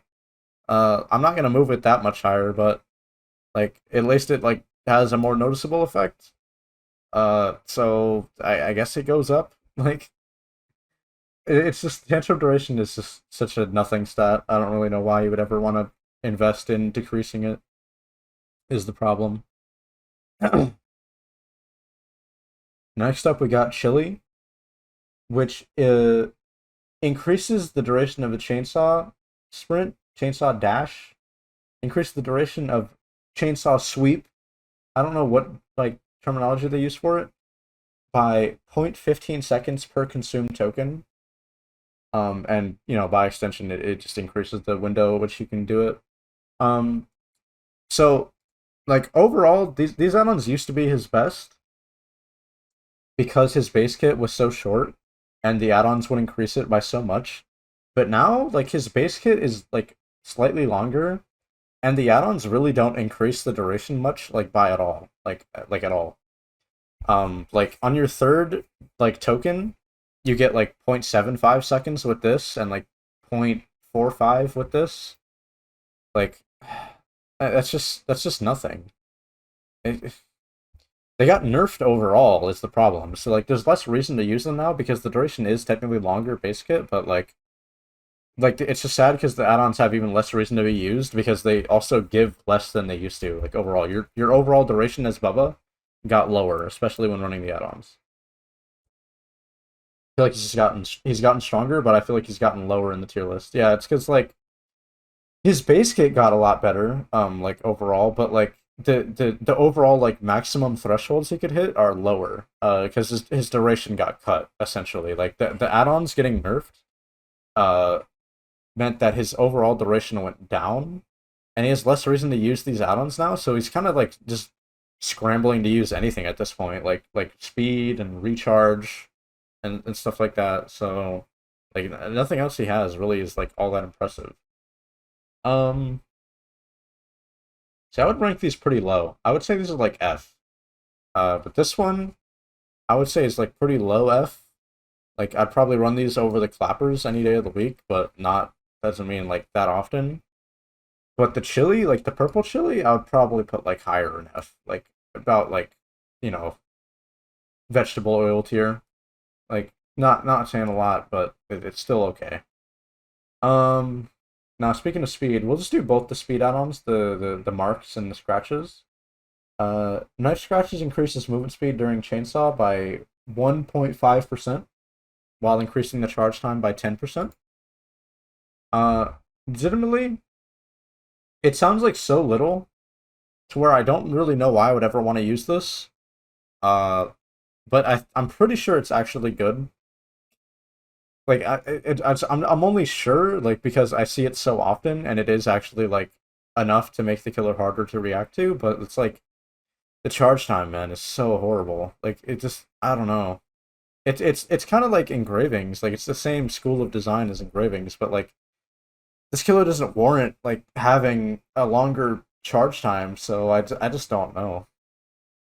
We can have some fresh air. Alrighty, Goose. Enjoy. Get some air. Um, like it makes it harder to react to your power when you're actually doing like some sort of like flick based shenanigans. But like that's not really like that good of a strategy. Like this kill is so formulaic that like I don't really think you're gonna shake anything up by hitting people faster. But like the downside, it seems like enough to make these add-ons genuinely bad. Like not like for the killer itself. Like I still think probably his highest tier add-ons, like or like his best add-ons. But like they're just so bad. Like still the killer is they're attached to is awful. So I'd probably put knife scratches like really high F and then beast marks like maybe up there with the bulb, but like maybe lower, like around like memorial tier. Um Whatever this is, long guide bar. Increases the threshold before revving triggers a tantrum by plus 2 seconds. Um I think there's another one of this, right? The grease, yeah, these two do the same thing. These are both trash. Uh, Same thing with the muffler. I honestly think these are both just as bad. You're not gonna hit that threshold to begin with, so what's the point? And then we have all the chains. So let's just do the chains next because they're all so close to each other.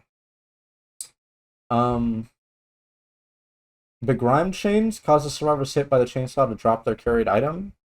That's with the blood splatter. Um, Probably the best of these particular add-ons because items are that strong. But I really don't like this. Like now that Franklin's is nerfed, I think this add-on has actually gone up in value, like comparatively, because now it's exactly the same, but for your power. But like, it should really do more, should it not? Like, I don't know. Dropping their items is cool and all. It's really inconvenient, especially if it's a medkit, but I don't really see a reason. So probably like low D for that one. Uh, this one is Grizzly Chains. This one makes it so when you hit a survivor with the chainsaw, they get mangled for 70 seconds. So I think we all know where this one is going. It's going straight in F tier because it's horrible. The insta down power does not need to apply slower healing for like 2 seconds. That's just if it was permanent like it used to be, at least it would be competent. But it's just so bad. It's so bad. It's terrible. Um, Now the rusted chains are actually pretty legit. Um, Same thing, same concept, but they apply the broken status effect for 90 seconds. Um, and not only does the broken effect matter more, to be honest, uh, it also lasts longer. So there's more of a chance for it to actually affect healing, even though it doesn't work on survivors in the dying state, so it's not really good for slugging the way the other one is. You might actually slow down like people healing off hook or something, or prevent it entirely. Which is not insignificant. I would say that's pretty strong. Probably around like spark plug tier. Maybe a little higher. Maybe above like any of Hag's add-ons. To be honest, that one's pretty good. Um, the last one, last blue add-on. is Shop Lubricant. This one reveals the auras, or no, it hides the auras of survivors you down with a chainsaw if no one was in your tier radius. Um, yeah, this add-on is terrible. I don't know what they were thinking. It serves no purpose. You don't even know if it's working or not. I really can't explain, like, in any, like, I have no idea what they were thinking, just in general. Because, like I said, you have no idea if this is working. The effect is, like, really toxic. Like, it just is anti-solo queue, because it just hides the aura. It doesn't prevent their teammate on, like, Discord from just telling them where they are. It's terrible. I don't know what they were thinking. It should just be reworked, but I don't think Bubba's ever going to be a priority for that, so whatever. You're just stuck with a terrible add-on forever. Um, Now, Depth Gauge Rake is an add-on that I have a fondness for. It gives you one extra, like, dash, but it decreases your charge time, or it increases the charge time by 18%, and on top of that, it also decreases your movement speed by 2%. Um, I actually like this add-on because it's just, I don't know, the super duration is really fun, especially with the old duration add-ons, but now with the nerfed, like, chili, I think this add-on's pretty trash. I would honestly say, like, nowadays it's pretty much like super F. Like, you get lower speed, your power is, like, unusable in most loops. And, like, the duration is not enough to compensate. It's really bad. It's embarrassing. But that's not the only terrible add-on he has in a similar vein, which I'll get to later. Um, Last purple, light chassis. Whenever you rev the chainsaw, any survivors within 8 meters have their aura revealed to you through walls. Uh, and honestly, this one is really not bad. I would say it's probably up there with, like, the spark plug as well. I would say it's down there with, like, spark plug. Uh, it lets you actually be a little creative with how you use the saw, but, like, to be honest, like, you're not really gonna move any mountains using this. It's still really bad because the killer it's attached to sucks. Like, if this was on Billy, it'd be, like, one of the most, like, broken, like, stupid add-ons ever, but because it's on Bubba, it's garbage, so who cares? Um, Now, Iridescent Flesh. Whenever you hit a survivor with the chainsaw, you get all of your tokens back and can basically start again, which gives you a lot more distance, but the second upside is um the maximum duration of, like, the tantrum whenever you bump into something is capped at 3, so it's basically like it doesn't increase at all. Uh that's two good upsides, but, like, it's really reliant on survivors being stupid to make use of. And the second upside relies on you being stupid to, like, make up for. So I don't know. I'm not really feeling, like, too strongly about it. I feel kind of the same way I do about, like, Broken Chain, to be honest. Like, Grizzly Chains, Rusted Chains, whatever it's called. I feel about the same way. It's, it's not terrible, but it's really not impressive either. And this final add-on, Carburetor Tuning Guide. This increases the duration of the chainsaw by 0.5 seconds per token, which seems pretty good. But it decreases your movement speed during the chainsaw by 2%. And the weird effect is, like, whenever you start dashing, whenever you start a sweep, it uses all of your tokens immediately and gives you, like, the full duration of all of them combined. So you can technically go, like, really far with it, but, like, not much further than you would by just using, like, chili, to be honest. Like, it's just not worth the add-on slot. And I would say, honestly, the using all the tokens at once is not an upside, it's strictly a downside. Because every time you go to break a pallet, you lose all of your tokens immediately. Instantly. They're all gone in a snap. And that's mostly what you're going to be wanting to use your power for, is to break pallets and catch up to people after the pallet is broken.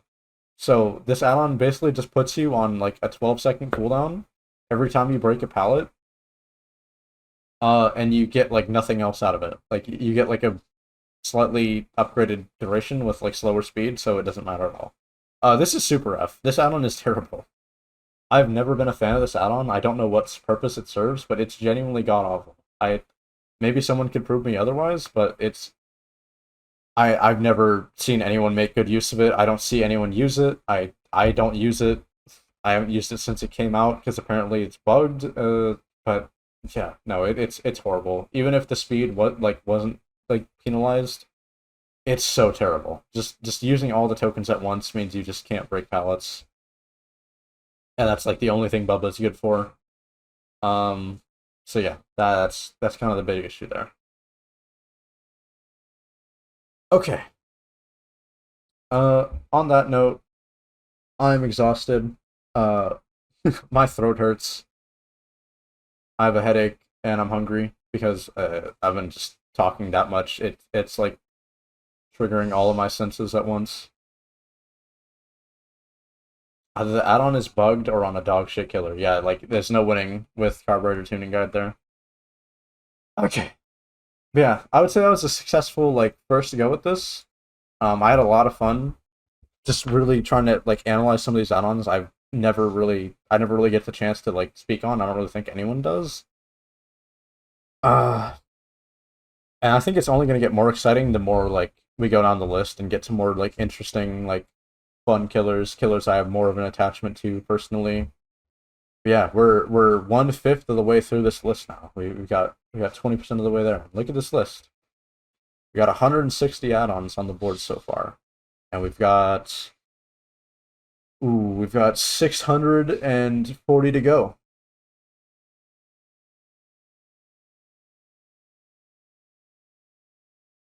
Okay.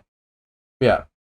That's gonna be the end of the stream. I'm gonna probably try and get something to eat